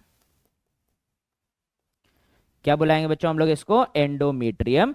तो ये तीनों लेयर मिलके ही किसका दीवार बनाएंगे बच्चों? ये लोग यूट्राइन वॉल बनाने वाले। ठीक है, क्या बनाएंगे बच्चों? ये लोग यूट्रस का दीवार बनाएंगे, that is the uterine wall बनाने वाले। ठीक है, अब साथ ही साथ बच्चों फैलोपियन ट्यूब का भी स्ट्रक्चर देख ही लेते हैं हम लोग। ठीक है, ऑलराइट। सो फैलोपियन ट्यूब जो होता है ना बच्चों, उसको थोड़ा ऐसे एक्सटेंड टाइप कर देते हैं। ओके, तो जो पहला पार्ट होता है बच्चों फैलोपियन ट्यूब का, that is called as the infundibulum. ठीक है, क्या बुलाएंगे बच्चों हम लोग इसको? इनफंडिब्युलम बुलाएंगे। ठीक है, सो ये जो पहला पार्ट है बच्चों, that is called as the infundibulum. अब बच्चों इनफंडिब्युलम के एंड में अराउंड दी ओवरीज ऐसे छोटे छोटे फिंगर लाइक प्रोजेक्शंस होते हैं बच्चों, और इस फिंगर लाइक प्रोजेक्शंस को ही हम लोग क्या बुलाते हैं? फिम्ब्रे बुलाते हैं। ये फिम्ब्रे बच्चों ओवरीज को ऐसे कवर करके रखेंगे, और ओवरीज ने जैसे ओवम रिलीज किया बच्चों, वो तुरंत उठा लेंगे उसको। याद रखना कि ओवम के अंदर नहीं जाता है फिम्ब्रे, ओवम के अराउंड प्रेजेंट है। तो टेक्निकली बच्चों ओवरीज अपने ओवम को फिम्ब्रे के अंदर या फैलोपियन ट्यूब के अंदर डायरेक्टली नहीं फेंकते, वो लोग उसको फेंकते हैं पेल्विक कैविटी में। पेल्विक कैविटी में आते ही तुरंत फिम्ब्रे उसको कैच कर लेता है बच्चों। तो फिम्ब्रे के टिप में एक ओपनिंग भी होता है जिसको ऑस्टिया बुलाते हैं। ठीक है, तो ऑस्टिया के थ्रू वो फिम्ब्रे में आ जाएगा, फिम्ब्रे से infundibulum. Basically fimbriae is the finger like extension of the infundibulum. ठीक है, फिर ये जो बीच का पार्ट है बच्चों, it is called as the ampulla. Ampulla में ही बच्चों ओवम आके इंतजार करता है फॉर फर्टिलाइजेशन, यहीं पे स्पर्म्स भी आते हैं बच्चों। और ये लास्ट पार्ट का नाम है बच्चों इस्थमस। ठीक है, लास्ट पार्ट का क्या नाम है बच्चों? The broader part is called as the isthmus. ठीक है, ऑलराइट, ऑलराइट। तो बेसिकली बच्चों इनफंडिबुलम से ओवम उठेगा, और सॉरी मैंने इस्थमस को वाइड बोला, नहीं सॉरी। बेसिकली क्या हो जाएगा बच्चों? The widest part will be the ampulla. सबसे वाइड कौन होता है बच्चों? एम्प्यूला होता है। ये वाइड इसीलिए बच्चों क्योंकि यहीं पे ओवम रहेगा अंटिल फर्टिलाइजेशन। उसके बाद एक नैरो ल्यूमन, काफी नैरो होता है बच्चों, isthmus, इसके थ्रू फर्टिलाइज्ड ओवम कहां पे आ जाएगा बच्चों? Into the uterus for implantation. So this is the basically the structure of the uterus, ठीक है, और फैलोपियन ट्यूब. अब बच्चों साथ ही में थोड़ा सा जगह बचा हुआ है, तो फीमेल्स में ये सारे तो होगा बच्चों इंटरनल जेनिटेलिया जो बॉडी के अंदर प्रेजेंट है. बॉडी के सरफेस पे या बॉडी के स्किन पे नियर द प्यूबिक रीजन थोड़े एक्सटर्नल जेनिटेलिया भी होते हैं बच्चों. So let us take a look at the external genitalia in female. ठीक है, एक्सटर्नल जेनिटेलिया देख लेते हैं बच्चों पहले, फिर हम लोग एक बार ओवरीज का स्ट्रक्चर देख लेंगे. ठीक है, क्या देख लेंगे बच्चों? ओवरीज का स्ट्रक्चर देख लेंगे. सो अगर हम लोग एक्सटर्नल जेनिटेलिया देखें बच्चों फीमेल में, तो सरफेस ऑफ द स्किन पे ये सारे ओपनिंग्स आते हैं बच्चों, वजाइना और ये सारे ओपनिंग्स आते हैं. ठीक है, तो बेसिकली बच्चों दो स्किन का फोल्ड ये सारे ओपनिंग्स और ये सारे कैविटीज को एंक्लोज करता है.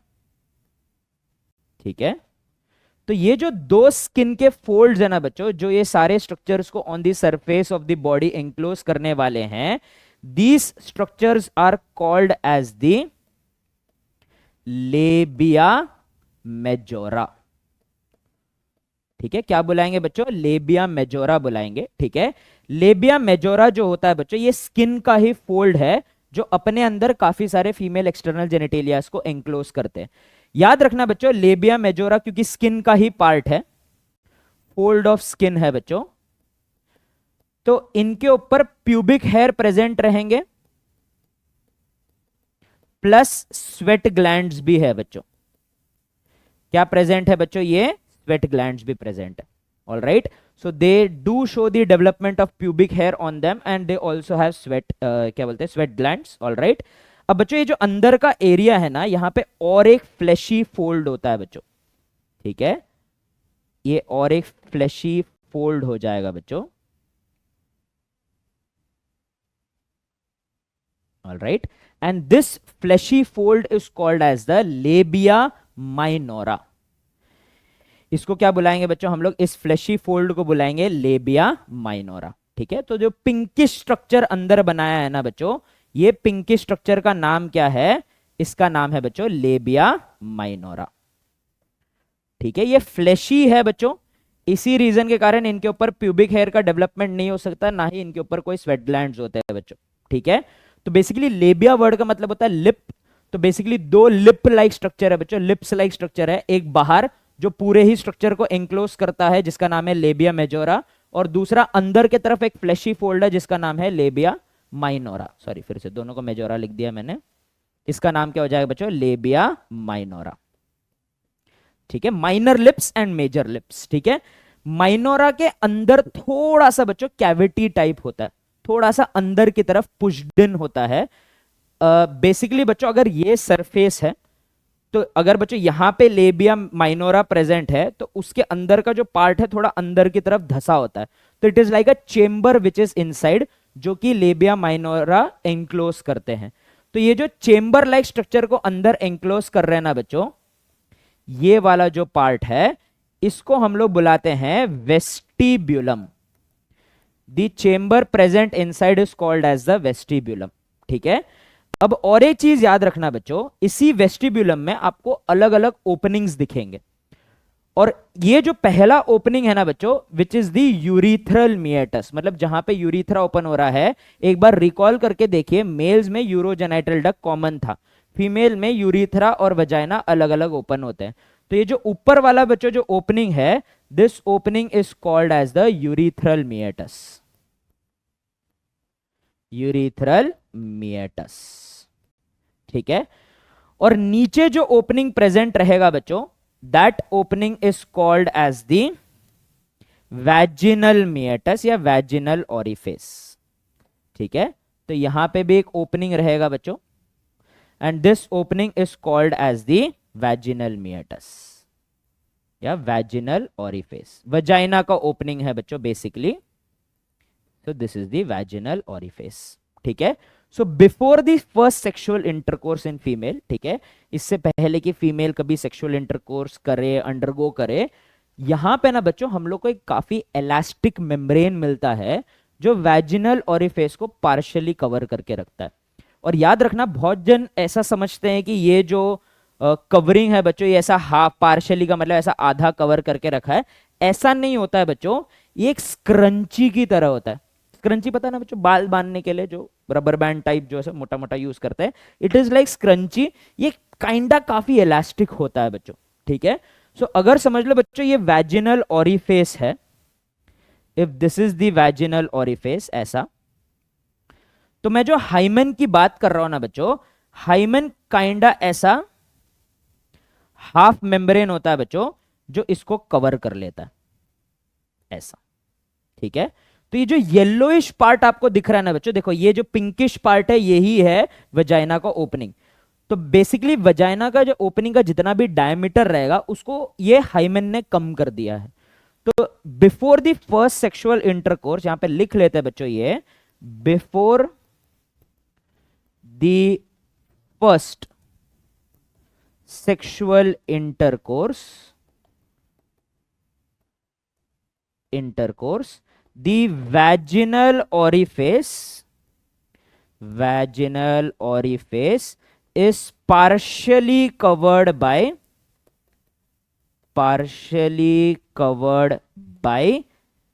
a thin membranous structure called as hymen, ठीक है। एक थिन मेम्ब्रेनियस स्ट्रक्चर इसको कवर करके रखता है बच्चों, उसको हम लोग क्या बुलाते हैं, हाइमन बुलाते हैं, ठीक है। एक सेकेंड ना बच्चों, ऑलराइट, थोड़ा नीचे का नहीं दिख रहा होगा, लेट मी, कुछ ज्यादा ही हो गया, हाँ ठीक है, आई होप अभी दिख रहा है नीचे का। सो ये जो थिन मेम्ब्रेनियस स्ट्रक्चर है बच्चों, इसी को हम लोग क्या बुलाते हैं, हाइमन बुलाते हैं। बच्चों काफी सारे मिसकंसेप्शन भी है रिगार्डिंग हाइमन, और बच्चों हमेशा पढ़ते वक्त ये टॉपिक मुझे हमेशा फील हुआ है कि there is a certain taboo associated with talking about reproduction, talking about sexual reproduction. But एक चीज याद रखना बच्चों कि because it is the method जिससे कि बच्चों स्पीशीज अपने अगले जनरेशन को जन्म देते हैं, जिससे कि स्पीशीज का कंटिन्यूटी डिपेंड करता है। us as biologists have very huge responsibility to have the correct information about all these things, और हम लोग कभी हमारे मुंह से कभी इस चीजों के बारे में मिस इंफॉर्मेशन स्प्रेड ना हो, ठीक है। क्योंकि एक हेल्दी रिप्रोडक्टिव सोसाइटी के लिए बच्चों right information regarding reproduction, reproductive health और रिप्रोडक्टिव मेटाबॉलिज्म ये समझना बहुत सबको इंपॉर्टेंट है। ऑफ कोर्स बच्चों इट इज नॉट पॉसिबल कि एवरीवन अंडरस्टैंड कि एग्जैक्टली मेटाबॉलिज्म, हार्मोन ये सब कैसे फंक्शन करते हैं, बट एटलीस्ट जो सर्टेन नॉर्मल चीजें हमें पता होनी चाहिए बच्चों, normal functioning about our reproductive organ हमें पता होना चाहिए बच्चों, और उसके बारे में हमारे दिमाग में कोई मिस इंफॉर्मेशन नहीं रहना चाहिए। सिमिलरली बच्चों हाइमन के बारे में भी बहुत सारा मिस इन्फॉर्मेशन है कि हाइमन हमारे सोसाइटी में is considered as a mark of sexual purity etcetera for female. ऐसा कुछ नहीं है बच्चों, याद रखना, ठीक है।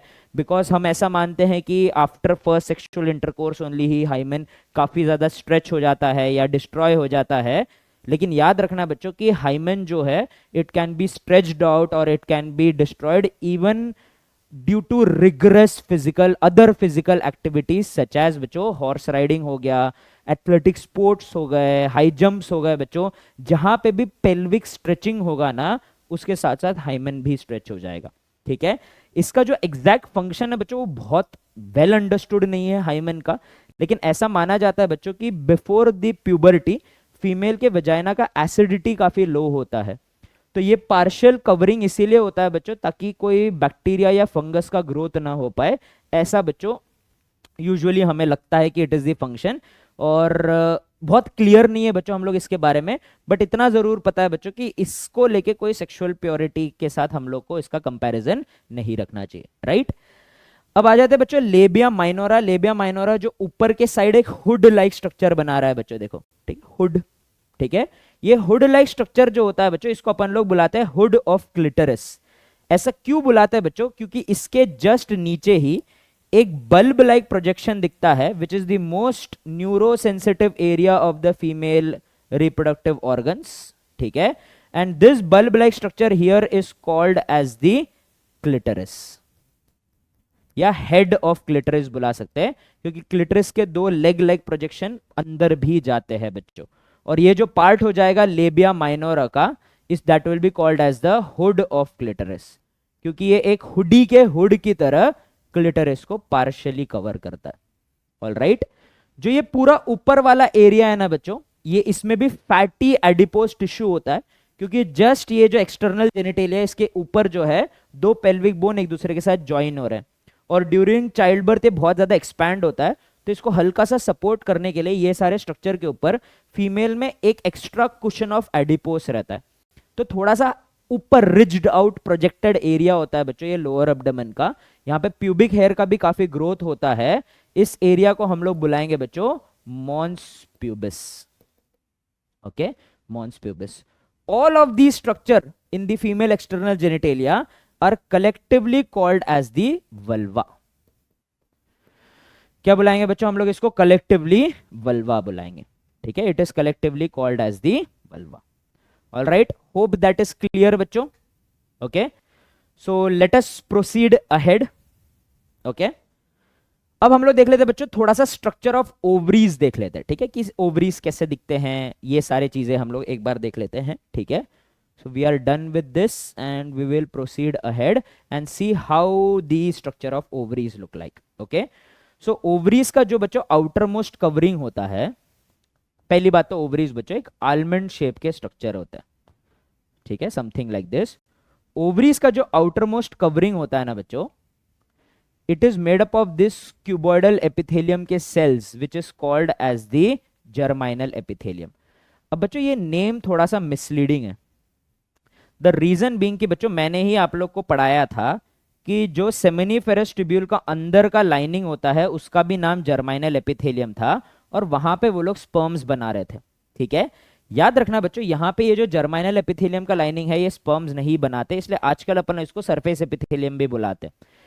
पहले हमें ऐसा लगता था कि यही ओवम बना रहे हैं, और क्यूबॉइडल है तो अपन ने पता है बच्चों की जो डिवाइडिंग सेल्स होते हैं यूजुअली क्यूबॉइडल होते हैं, तो हमें ऐसा लगा कि यही क्यूबॉइडल सेल्स है जो ओवम को जन्म दे रहे हैं। लेकिन अब हम लोग क्लियर हो चुके हैं कि ऐसा नहीं है। ठीक है, ये आउटर मोस्ट लाइनिंग है बच्चों, तो पॉसिबल ही नहीं है, बाहर ओवम बना के अंदर कैसे डालेगा। ठीक है, तो इसी रीजन के कारण ये जो जर्माइनल एपिथेलियम है बच्चों, it is just simply the covering of the ovaries. ठीक है, so this is called as the germinal epithelium. ठीक है, जर्मिनल एपिथेलियम क्या हो जाएगा बच्चों? It would be the covering of the ovaries.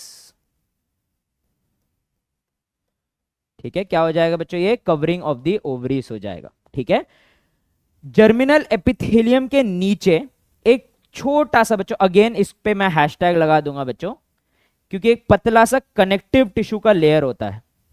ठीक है, ये जो कनेक्टिव टिश्यू का लेयर है बच्चों, ये बस अपने ऊपर जो भी जर्माइनल एपिथेलियम है उसको थोड़ा सा सपोर्ट कर रहा है, जिसको अपन लोग ट्यूनिका एल्ब्यूजिनिया बुलाते हैं। एंड अगेन ये आपके एनसीईआरटी में नहीं दिया है, तो इसके ऊपर अपन लोग हैशटैग लगा देंगे। ठीक है, लेकिन स्ट्रक्चर पढ़ा ही रहा हूं तो मैंने सोचा बता दूं। ठीक है, तो एक हल्का सा कनेक्टिव टिश्यू का शीथ है बच्चों इसके नीचे। इस कनेक्टिव टिश्यू के शीथ को हम लोग क्या बुलाते हैं बच्चों? ट्यूनिका एल्ब्यूजिनिया बुलाते हैं। ठीक है, so this layer, this covering layer here is called as the tunica albuginea. ठीक, थोड़ा सा डार्क कलर यूज कर लेते हैं। This is called as the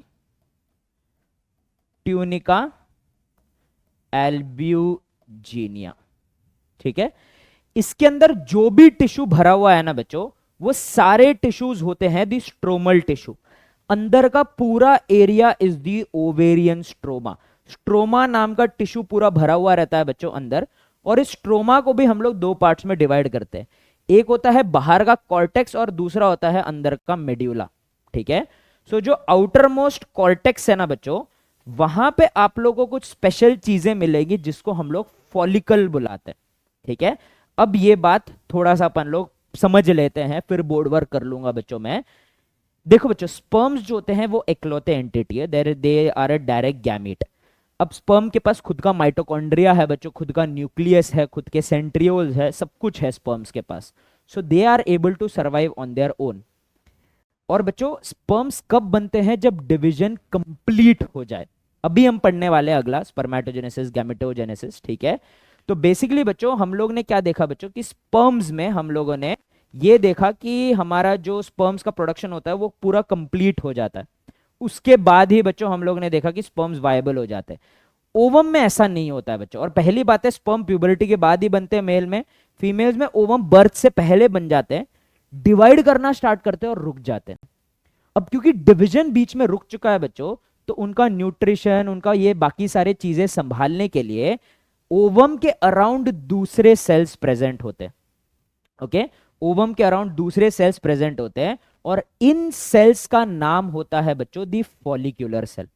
क्या नाम होता है बच्चों? फॉलिक्यूलर सेल्स नाम होते हैं। ठीक है, तो बेसिकली ये follicular cell plus the ovum in their various stages are called as follicle.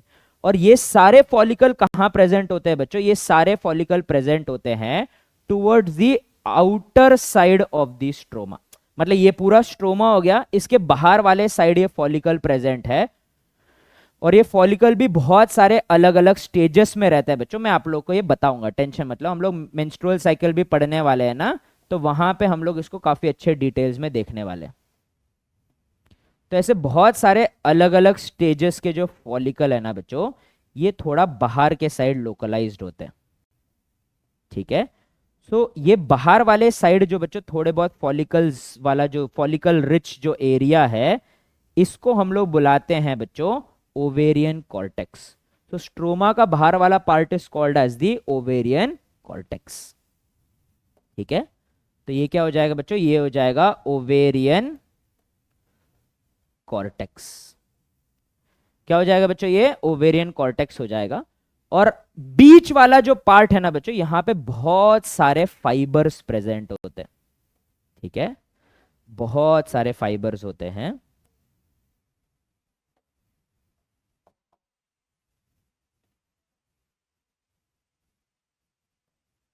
ठीक है, बहुत सारे फाइबर्स प्रेजेंट होते हैं, और इन फाइबर्स को हम लोग बच्चों कोलाजेनस फाइबर्स होते हैं बच्चों, बहुत सारे। ठीक है, they have a lot of collagenous fibres. ठीक है, और यहाँ पे उसके साथ साथ क्या होता है बच्चों? काफी सारे ब्लड वेसल्स भी प्रेजेंट होते हैं। ठीक है, so many blood vessels are present here. ठीक है, और बच्चों जो भी यहाँ पे हॉर्मोन्स वगैरह बन रहे हैं, इन्हीं ब्लड वेसल्स के थ्रू ये आगे ट्रांसपोर्ट होंगे। तो ये जो बीच वाला एरिया है बच्चों, जहां पे बहुत सारे फाइबर्स और ब्लड वेसल्स प्रेजेंट होते हैं, this area is called as the ovarian medulla. ठीक है, ओवेरियन मेड्यूला जो अंदर की साइड होते हैं। ठीक है, तो ओवेरियन कॉर्टेक्स क्या हो गया बच्चों? ये इनर साइड हो गया। ठीक है, सॉरी आउटर साइड हो गया कॉर्टेक्स। और क्या प्रेजेंट है बच्चों इसमें? इसमें फॉलिकल्स प्रेजेंट है। क्या प्रेजेंट है बच्चों? इसमें फॉलिकल्स प्रेजेंट है। On the other hand ovarian medulla क्या हो गया बच्चों? इनर साइड हो गया है, यहां पे बहुत सारे फाइब्रस टिश्यू प्रेजेंट है। ठीक है, और ओवेरियन कॉर्टेक्स और ओवेरियन मेड्यूला को मिला के मैंने क्या बताया था बच्चों? इनको मिला के पूरा अंदर का जो एरिया है ओवरीज का, इसी को हम लोग बुलाएंगे बच्चों ओवेरियन स्ट्रोमा।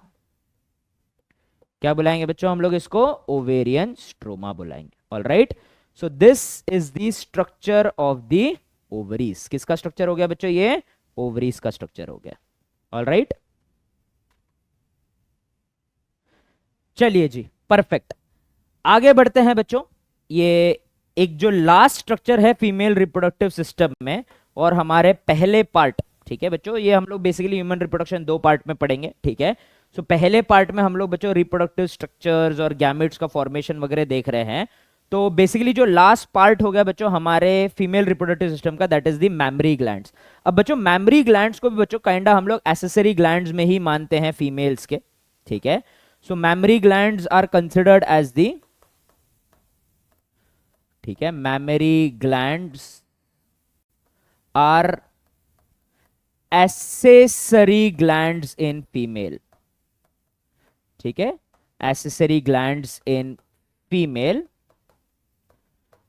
ठीक है, क्या? और बच्चों याद रखना ये लोग मॉडिफाइड स्वेट ग्लैंड है।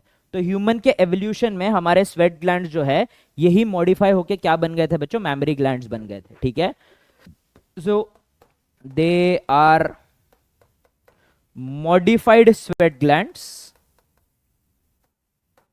ठीक है, क्या करते हैं बच्चों? They produce milk for the nourishment of young ones, produce milk for the nourishment of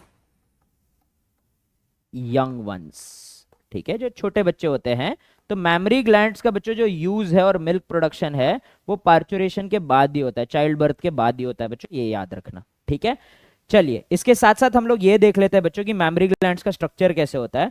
memory glands बच्चों चेस्ट एरिया में प्रेजेंट रहते हैं। ठीक है, तो ये रिब्स हो गए बच्चों हमारे, ओके, और रिब्स के बीच के जो मसल्स हो गए बच्चों वो हो जाएंगे इंटरकॉस्टल मसल्स। ठीक है, तो रिब्स के बीच के मसल्स हो गए बच्चों ये इंटरकॉस्टल मसल हो गए, और रिब्स के सामने हमारे चेस्ट के मसल्स होते हैं बच्चों जिसको अपन लोग क्या बुलाते हैं? पेरिटोनियल मसल्स बुलाते हैं। सॉरी, पेरिटोनियल नहीं, पेक्टोरलिस मसल बुलाते हैं। तो ये हो गया बच्चों पेक्टोरलिस मसल। ठीक है, अब इसके साथ साथ बच्चों स्किन का लेयर रहेगा। ठीक है, so this is the skin का लेयर। ठीक है, ऑल राइट। और बच्चों स्किन जो होता है ना बच्चों, अगर हम लोग मैमरी ग्लैंड्स को फ्रंट से देखें, ठीक है, so in between the mammary gland skin काफी डार्क हो जाता है बच्चों यहां पे। ठीक है, so skin is darkened out. ठीक है, काफी डार्क हो जाता है बच्चों एक सरकमफ्रेंस में छोटे से, और ये जो डार्क एरिया है बच्चों इसको एरियोला बुलाते हैं। यहाँ पे मेलानिन का पिगमेंटेशन थोड़ा ज्यादा होता है बच्चों। ठीक है, सो मेलानिन पिगमेंटेशन ज्यादा होता है क्योंकि ब्रेस्ट फीडिंग के वक्त बच्चों जो न्यूबॉर्न बेबीज होते हैं ना उनका आईसाइट कमजोर होता है, तो काइंडा उनको इजी हो जाए बच्चों ये पता लगने के लिए कि बच्चों फीड कहाँ से करना है, ये जो मेलानिन वाला एरिया ये थोड़ा डार्क आउट हो जाता है।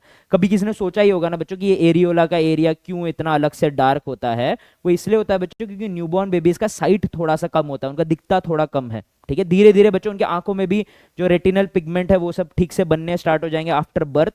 तो इसी रीजन के कारण बच्चों उनको इजीली समझ में आए कि उनको फीड कहाँ से करना है, इसलिए ये एरिया थोड़ा ज्यादा डार्क होता है बच्चों क्योंकि इसमें मेलानिन का पिगमेंटेशन थोड़ा ज्यादा है। ठीक है, तो ये मेलानिन का जो पिगमेंटेशन वाला बच्चों जो एरिया है this is called as the areola, और थोड़ा सा बाहर निकला हुआ रिज है बच्चों यहाँ पे which is called as the nipple, जहां से बच्चों मिल्क बाहर रिलीज होगा। All right, so let us label the structure बच्चों। ये जो स्ट्रक्चर है बच्चों इसको ही हम लोग बुलाते हैं एरियोला। ठीक है, और इसके सेंटर में जो थोड़ा सा प्रोजेक्टेड सरफेस हैगा इसी को हम लोग क्या बुलाते हैं बच्चों? निपल बुलाते हैं। ठीक है, इसमें एक ओपनिंग रहता है बच्चों जहां से मेमोरी डक्ट्स ओपन होते हैं, जहां से मिल्क रिलीज होता है बच्चों। ठीक है, याद रखना मेल्स में भी ये सारे स्ट्रक्चर है, लेकिन मेल्स में मेमोरी ग्लैंड डेवलप नहीं होता। एरियोला, निपल ये सारे स्ट्रक्चर जरूर रहेंगे लेकिन मेमोरी ग्लैंड डेवलप नहीं होता है क्योंकि मेमोरी ग्लैंड्स को डेवलप करने के लिए एस्ट्रोजन और प्रोजेस्टेरॉन दोनों की जरूरत है, जो दोनों ही मेल्स में प्रेजेंट नहीं होते, और काइंडा टेस्टोस्टेरोन मेमोरी ग्लैंड के डेवलपमेंट को सप्रेस करता है। ठीक है बच्चों, एस्ट्रोजन और प्रोजेस्टेरॉन रहने के कारण मेमोरी ग्लैंड्स डेवलप करते हैं, और मेमोरी ग्लैंड्स जो होते हैं ना बच्चों ऐसे छोटे छोटे एल्वियोलाई के तौर पे प्रेजेंट रहते हैं जो एक क्लस्टर में प्रेजेंट रहते हैं। ठीक है, तो ये जो छोटे छोटे एल्वियोलाई है, बलून लाइक स्ट्रक्चर है जिसमें बच्चों मिल्क बनते हैं, उनको मेमोरी एल्वियोलाई बुलाते हैं। और ये सारे मेमोरी एल्वियोलाई ना बच्चों साथ में कलेक्टिवली एक स्ट्रक्चर में रहते हैं जिसको मेमोरी लोब्यूल बुलाते हैं। ठीक है, something like this. All right, अब ये मेमोरी ये सारे चीजों को भी लेबल कर लेते हैं बच्चों। सो ये एक स्ट्रक्चर जो हो जाएगा this would be the memory alveoli. ठीक है, और ये जो स्ट्रक्चर हो जाएगा इसका नाम हो जाएगा मेमोरी लोब्यूल। ठीक है, ऑल राइट। अब बच्चों मेमोरी लोब्यूल जो है ना, हाँ, तो ये मेमोरी लोब्यूल्स है ना बच्चों, इनके अंदर ये छोटे छोटे एल्वियोलाई प्रेजेंट है। तो बच्चों एल्वियोलाई के जो जो ये ऐसा बलून लाइक स्ट्रक्चर है, तो इनके सरफेस पे ऐसे बहुत सारे सेल है जो मिल्क बना के ये बलून में जो सेंटर एरिया प्रेजेंट है बच्चों, जो ल्यूमेन है एल्वियोलाई का, वहां पे मिल्क को स्टोर कर लेंगे बच्चों।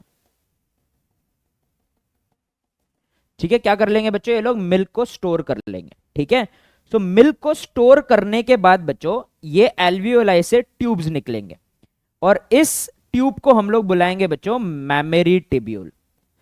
अर्थात जो इंडिविजुअल डक्ट के टिब्यूल, इंडिविजुअल एल्वियोलाई के जो टिब्यूल होते हैं या डक्ट होते हैं उनको मेमोरी टिब्यूल बुलाते हैं, और बहुत सारे मेमोरी टिब्यूल मिलके लोब्यूल के बाहर निकलते हैं एज अ कॉमन डक्ट।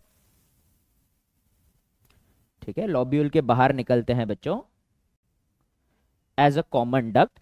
इस कॉमन डक्ट का नाम है बच्चों memory duct.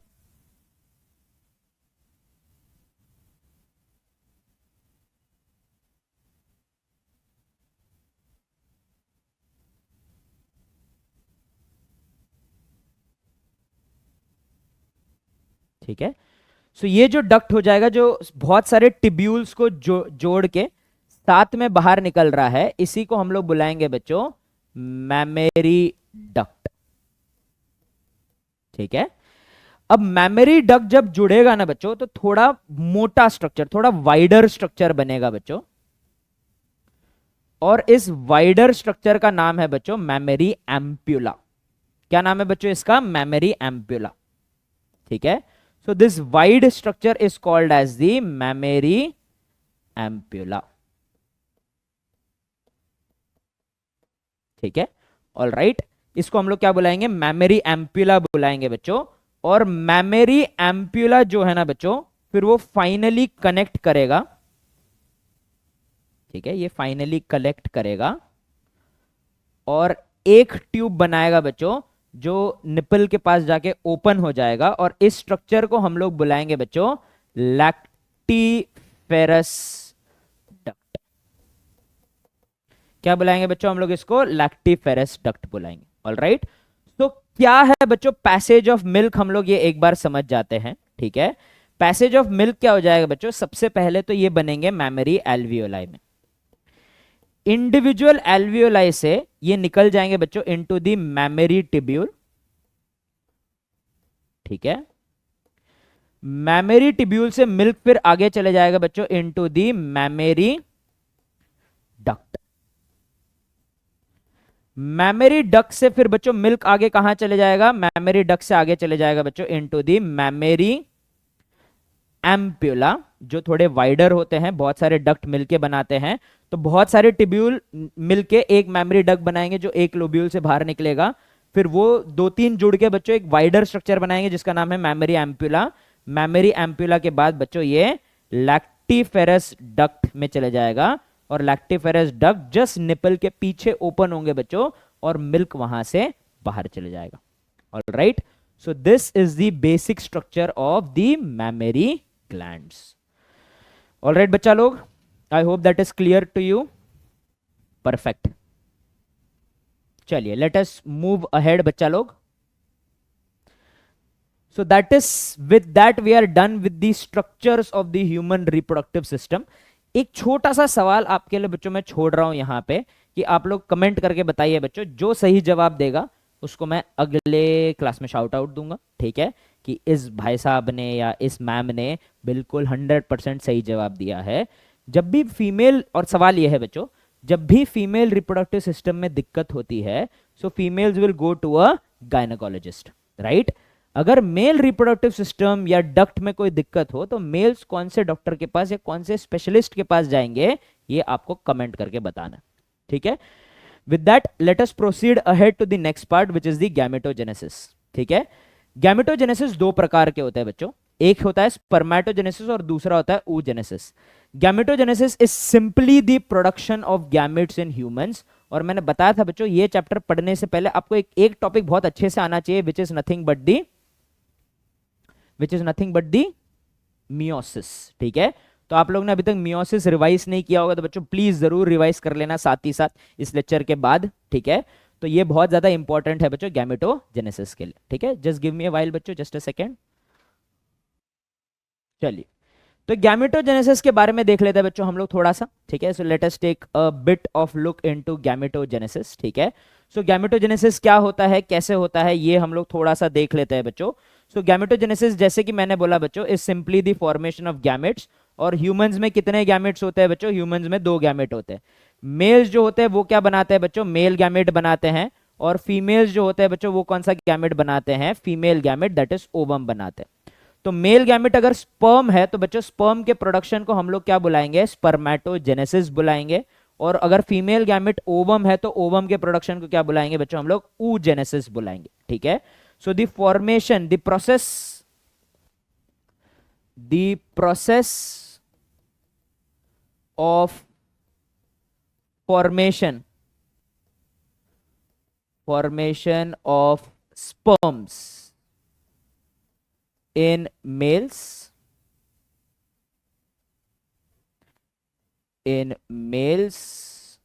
is called as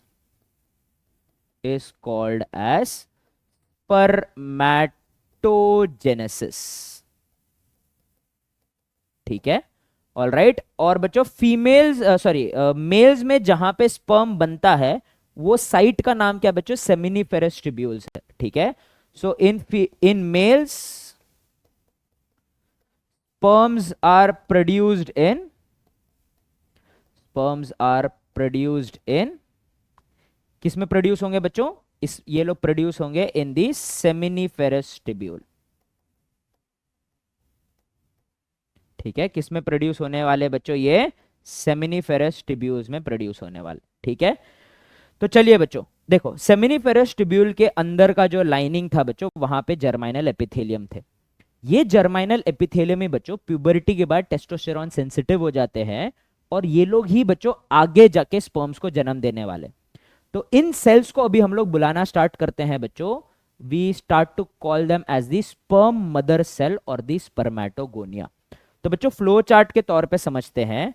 सो ये हो जाएंगे बच्चों हमारे स्पर्मेटोगोनिया, ये है बच्चों वो सेल। ठीक है, और ये जो सेल्स होते हैं ना बच्चों, दे आर डिप्लॉयड। डिप्लॉयड का मतलब क्या है बच्चों, इनके पास 2 सेट ऑफ क्रोमोसोम है, ये लोग 2n है बच्चों। ठीक है, सो स्पर्मेटोगोनिया बच्चों पहले डिवाइड करके अपने नंबर्स को बढ़ा लेता है। ठीक है, सो स्पर्मेटोगोनिया क्या करेगा बच्चों, कंटिन्यूसली डिवाइड करेगा,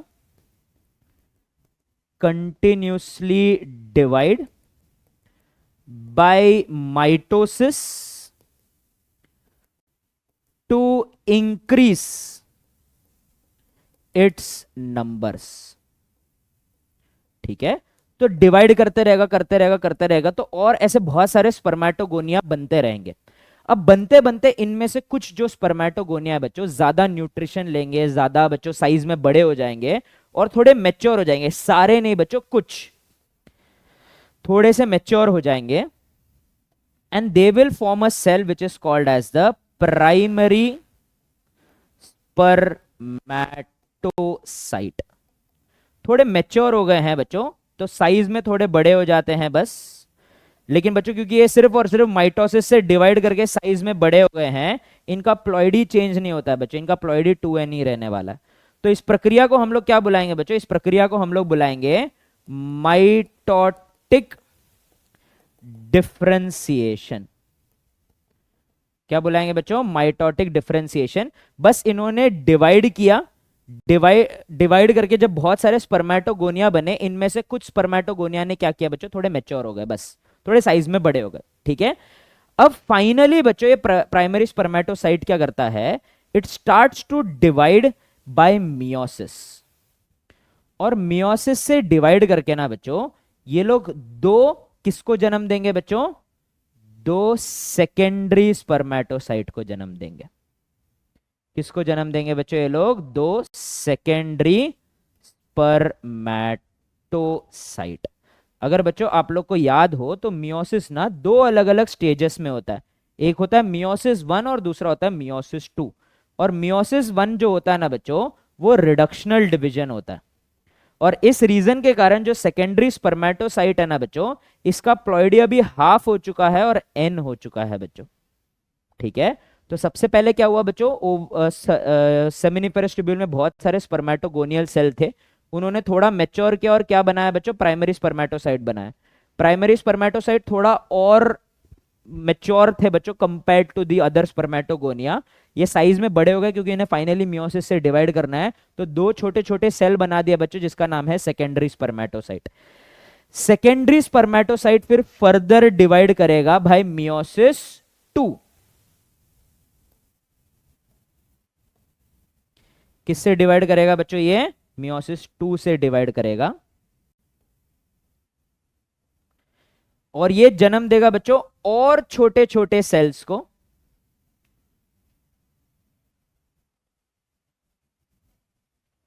और ये और जो छोटे छोटे सेल्स है ना बच्चों, इनका नाम है स्पर्मैटिड्स। क्या नाम है बच्चों इनका? स्पर्मैटिड्स।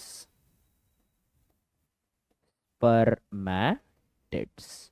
ये जो दोनों है बच्चों, ये दोनों ही डिवाइड करेंगे और क्या बनाएंगे? स्पर्मैटिड्स बनाएंगे। ठीक है बच्चों, मियोसिस 2 जो होता है वो इक्वेशनल डिवीजन होता है, तो ऑलरेडी क्रोमोसोम का नंबर हाफ हो चुका है बच्चों। तो यहां पे सिंपली क्या होता है बच्चों? सिंपली ये लोग 2 में डिवाइड कर लेते हैं, तो क्रोमोसोम नंबर पहले जो n था बच्चों, तो ये n ही रह जाता है। ठीक है, n ही रह जाते हैं। अब बच्चों देखो, स्पर्मैटिड्स को जैसे कि मैंने डायग्राम बनाया, ये गोल गोल स्पेरिकल से है, लेकिन हम तो जानते हैं बच्चों कि स्पर्म्स जो होते हैं वो स्पेरिकल नहीं होते हैं। ठीक है, तो बच्चों अब क्या होगा? ये स्पर्मेटोजेनेसिस का मेजर काम खत्म हो चुका है, लेकिन अब ये लोग सर्टोली सेल याद होगा बच्चों, तो सर्टोली सेल के न्यूट्रिशन और थोड़े मदद से ये लोग फर्दर डेवलप करना स्टार्ट करेंगे। ठीक है, और साइज में, शेप में चेंजेस लाएंगे। तो ये जो सारे सेल है ना बच्चों, ये अपना साइज और स्ट्रक्चर चेंज कर लेते हैं with the help of the Sertoli cell, और काइंडा बच्चों ऐसा न्यूबॉर्न स्पर्म बन जाते हैं और स्पर्म का शेप लेना स्टार्ट कर लेते हैं। ये अभी तक कंप्लीटली मैच्योर नहीं हुए हैं बच्चों, बस ये साइज में थोड़े डिफरेंट हो गए हैं, शेप में थोड़े डिफरेंट हो गए हैं। जो स्पर्म का स्ट्रक्चर हम लोग जानते हैं with a head, middle piece and tail, वैसा दिखना स्टार्ट कर देते हैं। तो ये जो स्ट्रक्चर्स बन गए ना बच्चों, इसको हम लोग बुलाते हैं स्पर्मैटोजोआ। क्या बुलाएंगे बच्चों हम लोग इसको? स्पर्मैटोजोआ।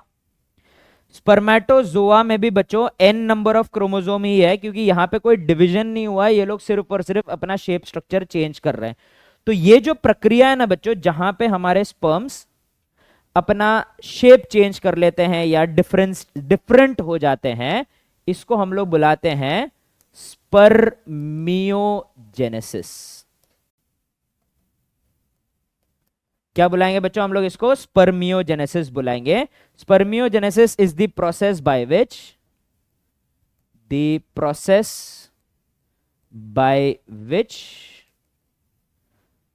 spermatids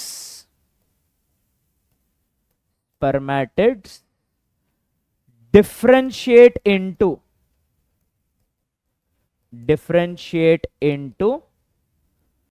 spermatozoa is called as spermiogenesis. ठीक है, so this is the complete steps which are involved in what बच्चों? which are involved in spermatogenesis. ठीक है, तो एक बहुत ही प्रॉपर और क्रिस्प फ्लो चार्ट में हम लोग ने ये सब बना लिया है बच्चों।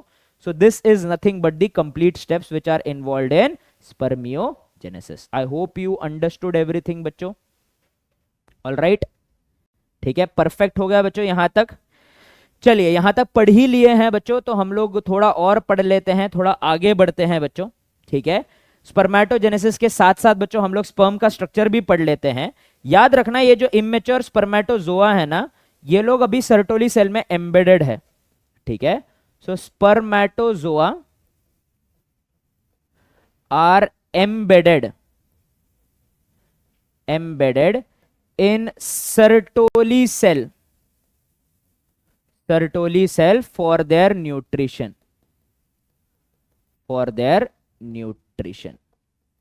किसके लिए बच्चों? अपने न्यूट्रिशन के लिए गड़े हुए हैं बच्चों वहां पे। ठीक है, और एक चीज याद रखना बच्चों कि जब ये फाइनली रिलीज हो जाएंगे, जब बच्चों एजैकुलेशन का टाइम रहेगा, या जब जब ये फाइनली मैच्योर हो जाएंगे, तो ये फर्दर जाके एपिडिडाइमिस में स्टोर होने वाले। तो सर्टोली सेल में अब ये गड़े हुए हैं बच्चों, एक बार जब ये मैच्योर हो जाएंगे तो वहां से निकल जाएंगे, तो कंप्लीट अपना बचा हुआ जितना भी मैच्योरेशन रहेगा वो एपिडिडाइमिस में खत्म करेंगे। तो फाइनली जब सर्टोली सेल से स्पर्मेटोजोआ उठ के सेमिनिफेरस ट्यूब्यूल के ल्यूमेन से जाके एपिडिडाइमिस में चले जाते हैं या छूट जाते हैं, उसे हम लोग स्पर्मिएशन बुलाते हैं। ठीक है, So the process by which, the process in which sperms या spermatozoa are released from Sertoli cells into the lumen of the seminiferous tubule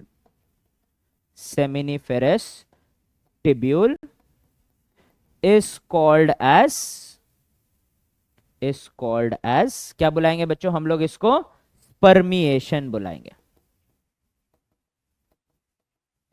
ठीक है, क्या बुलाएंगे बच्चों हम लोग इसको? स्पर्मिएशन बुलाएंगे। स्ट्रक्चर ऑफ स्पर्म कुछ ऐसा रहेगा बच्चों।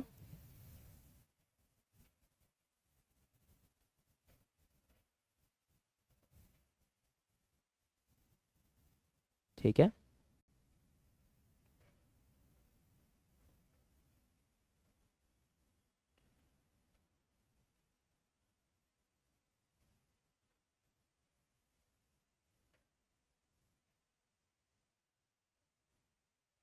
ठीक है, कुछ ऐसा। All right. अब बच्चों ये जो स्पर्म का जो हेड है ना ऊपर, यहां पे ऐसा एक वेसिकल रहने वाला है।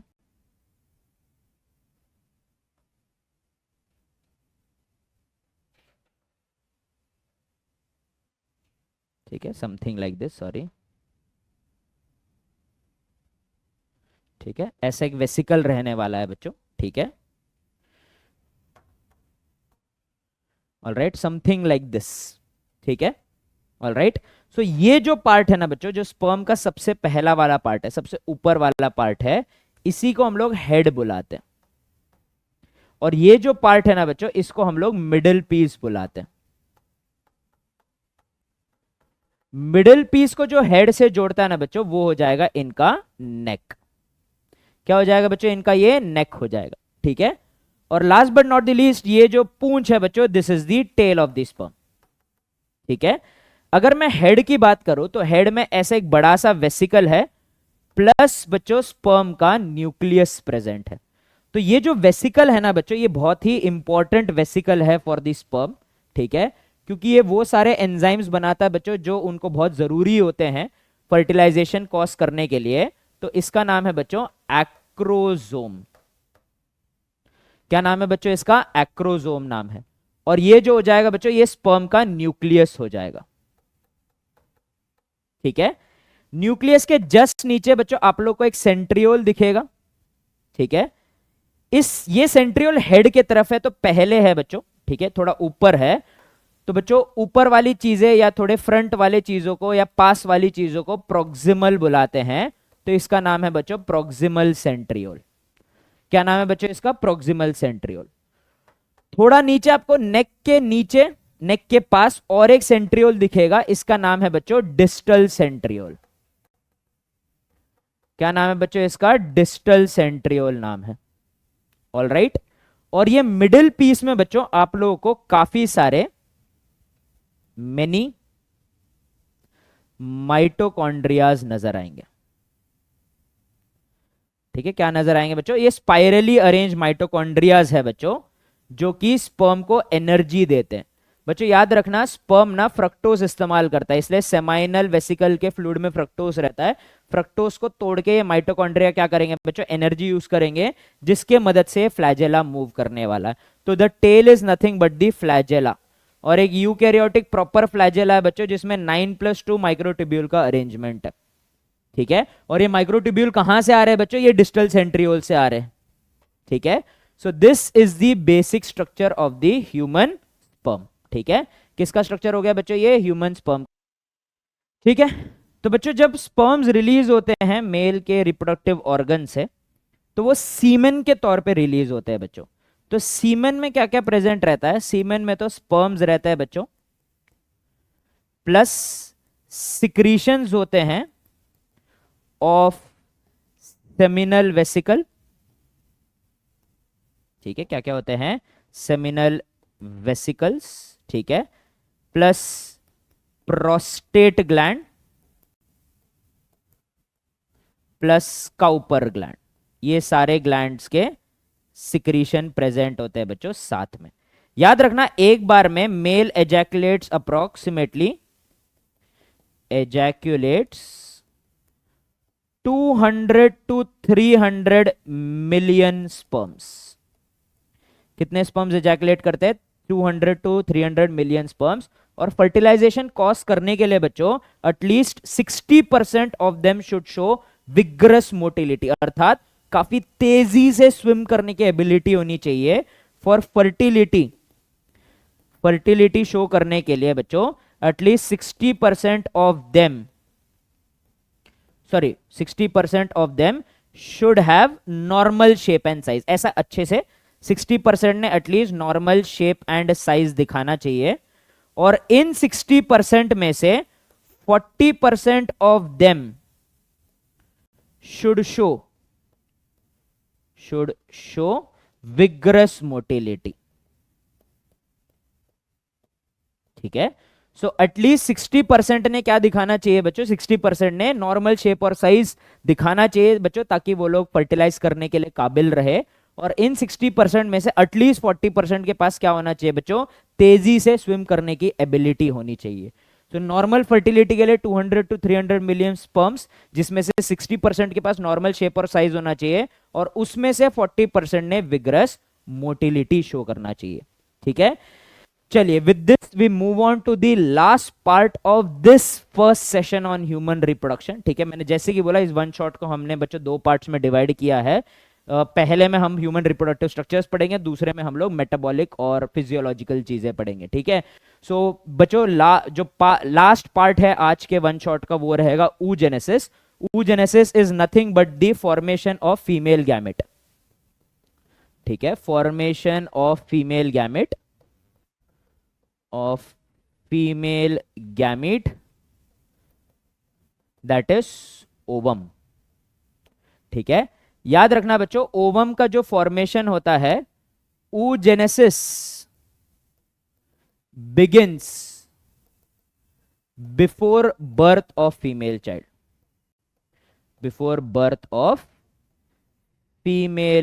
child, ठीक है। फीमेल चाइल्ड पैदा होने से पहले ही हो जाता है बच्चों। तो अब बच्चों हम लोग को सिमिलर फ्लो चार्ट बनाएंगे, लेकिन इसमें किस स्टेज ऑफ लाइफ में क्या हो रहा है ये भी हम लोग पढ़ते हुए चलेंगे, ठीक है।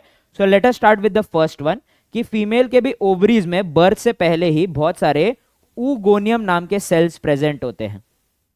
तो ये हो गए बच्चों ऊगोनियम वाले सेल। ऊगोनियम वाले सेल भी माइटोसिस से डिवाइड करके, ये भी डिप्लॉयड होते हैं बच्चों, ठीक है। ये भी माइटोसिस से डिवाइड करके बहुत सारे ऊगोनिया बना लेंगे। Mitotic multiplication to form many oogonia. अब एक बार एक लिमिटेड नंबर ऑफ ऊगोनिया बन गए तो बच्चों हमने क्या देखा था कि स्पर्मेटोगोनियम से कुछ डिफरेंशिएट होते हैं ताकि डिवाइडिंग सेल हमेशा बचे रहे। यहां पे ऐसा नहीं होता है बच्चों, एक बार ये लोग ने इनफ नंबर बना लिया तो सारे के सारे डिफरेंशिएट करते हैं, ठीक है। So after reaching a certain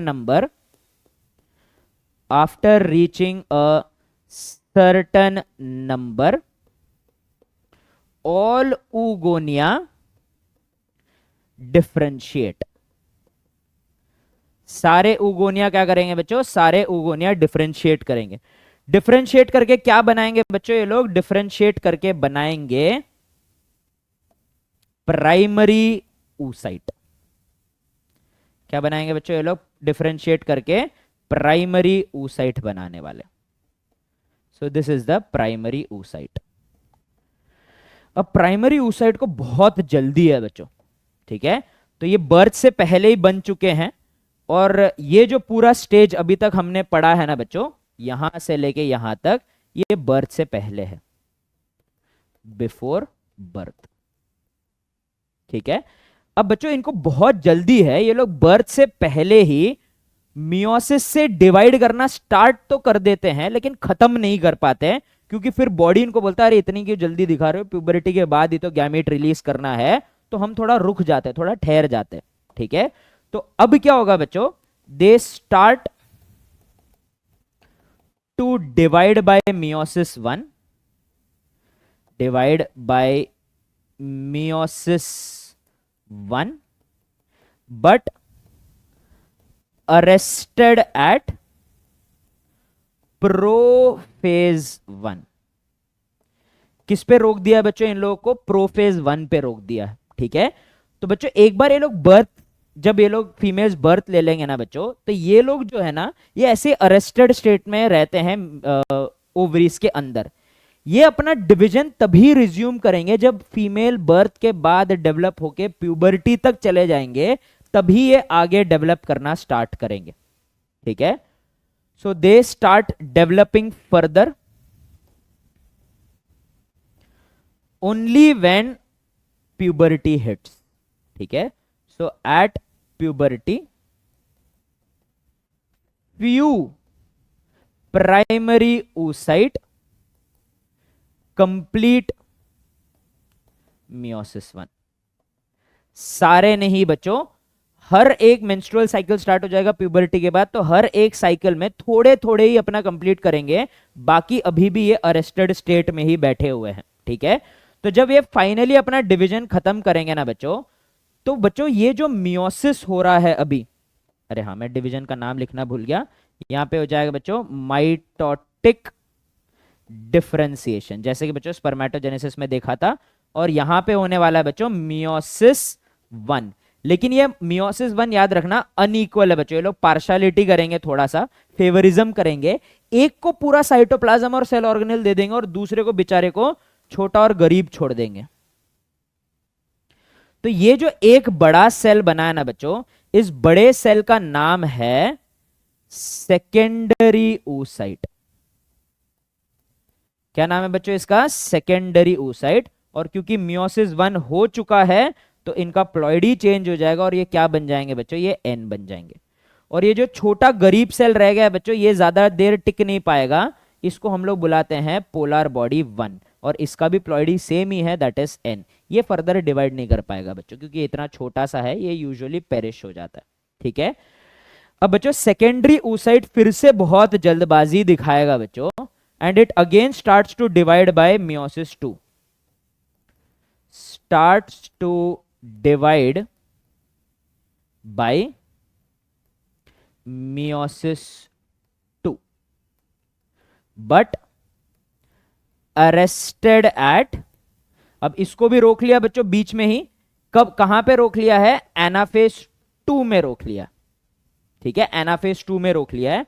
अब ये अपना डिवीजन कब खत्म करेगा बच्चों, ये अपना डिवीजन तभी खत्म करेगा जब स्पर्म जस्ट ओवम के पास आया है और उसको फर्टिलाइज करने वाला है, ठीक है। So they resume division at the time of fertilisation. जब स्पर्म का एंट्री हो जाता है ओवम के अंदर, स्पर्म के एंट्री के बाद फर्टिलाइजेशन के जस्ट पहले ये लोग अपना डिवीजन खत्म करेंगे।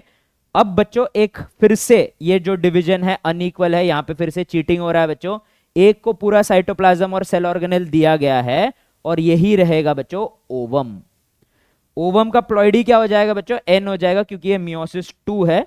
और ओवम के पास बच्चों मैं एक स्पर्म भी बना देता हूं, क्योंकि ये जस्ट फर्टिलाइजेशन के पहले होने वाला है, ठीक है। और फिर से बच्चों जो दूसरा सेल है वो छोटा और गरीब रह जाएगा बच्चों, तो ये हो जाएगा हमारा दूसरा polar body, that is polar body 2, ठीक है।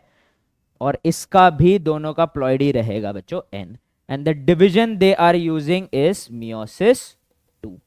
तो बच्चों देखो जमीन आसमान का डिफरेंस है बच्चों in male spermatogenesis and female oogenesis। काफी डिफरेंस हमें दिख रहा है कि यहां पे बच्चों देखो ये पूरा फेज बर्थ से पहले हुआ, ये पूरा फेज प्यूबर्टी के बाद स्टार्ट हुआ, और ये वाला फेज तो जस्ट फर्टिलाइजेशन के पहले हो रहा है। तो डिवीजन कितना रुक रुक के हो रहा है बच्चों यहाँ पे, और इसीलिए फीमेल का oogenesis और मेल के oogenesis में स्पर्मेटोजेनेसिस में काफी फर्क है, ठीक है। ऑल राइट, ठीक है। So with that we are done with the first part of human reproduction in this series of one shot. ठीक है, अगेन बच्चों जैसे कि मैंने प्रॉमिस किया था हमारे वन शॉट रश नहीं होंगे, ठीक है। वन शॉट ऐसे भी होने चाहिए बच्चों कि आपको समझ में आए, इसलिए मैंने इस चैप्टर को दो पार्ट्स में डिवाइड किया है। That is the reproductive system, human reproductive system, उसके स्ट्रक्चर्स के बारे में समझना, गैमेट्स के बारे में समझना, और सेकंड हो जाएगा रिप्रोडक्शन का physiology, that is fertilisation, menstrual cycle, parturition, embryogenesis और lactation. So with this we are done with the first part बच्चों, और इसी के साथ हमारा टॉपिक भी हो गया है, और टॉपिक के साथ साथ बच्चों हमारा क्लास भी आज का ओवर हो चुका है, ठीक है। तो इसी प्यारे से छोटे बच्चे की तरह आप भी सोने जा सकते हो बच्चों, अगर आप इसको रात को देख रहे हो तो, ठीक है। अगर आप रात को नहीं सुबह देख रहे हो, दोपहर को देख रहे हो, तो सोने मत चले जाना बच्चों, पढ़ लेना इसके बाद, ठीक है। सो हम आई विल रिटर्न सून बच्चों with the second part, very interesting part, बहुत मजा आएगा बच्चों आप लोगों को सेकेंड पार्ट में, जब हम लोग फर्टिलाइजेशन और ये सारी चीजों के बारे में देखेंगे, मेंस्ट्रुअल साइकिल, फर्टिलाइजेशन, ठीक है। सो आपका पहला होमवर्क था बच्चों, आपको ये बताना है कि ह्यूमन रिप्रोडक्शन, जो मेल रिप्रोडक्टिव सिस्टम में अगर कोई दिक्कत हो तो मेल्स कौन से स्पेशलिस्ट या डॉक्टर के पास जाएंगे। दूसरा आपका होमवर्क है कि आपको डिफरेंसेस बताने हैं बिटवीन स्पर्मेटोजेनेसिस एंड oogenesis, जो मुझे बताएगा उसको स्पेशल शाउट आउट दूंगा बच्चों मैं, ठीक है। So with this we have concluded today's session. I hope you understood everything, I hope you like this session. So please do subscribe to the NEETX channel, like this video, share this video, ताकि ये ज्यादातर audience के पास पहुंच सके बच्चों, और ऐसे ही amazing video हम लोग और क्लास के सेशंस हम लोग बनाते रहें। See you soon. This is Venki sir signing off.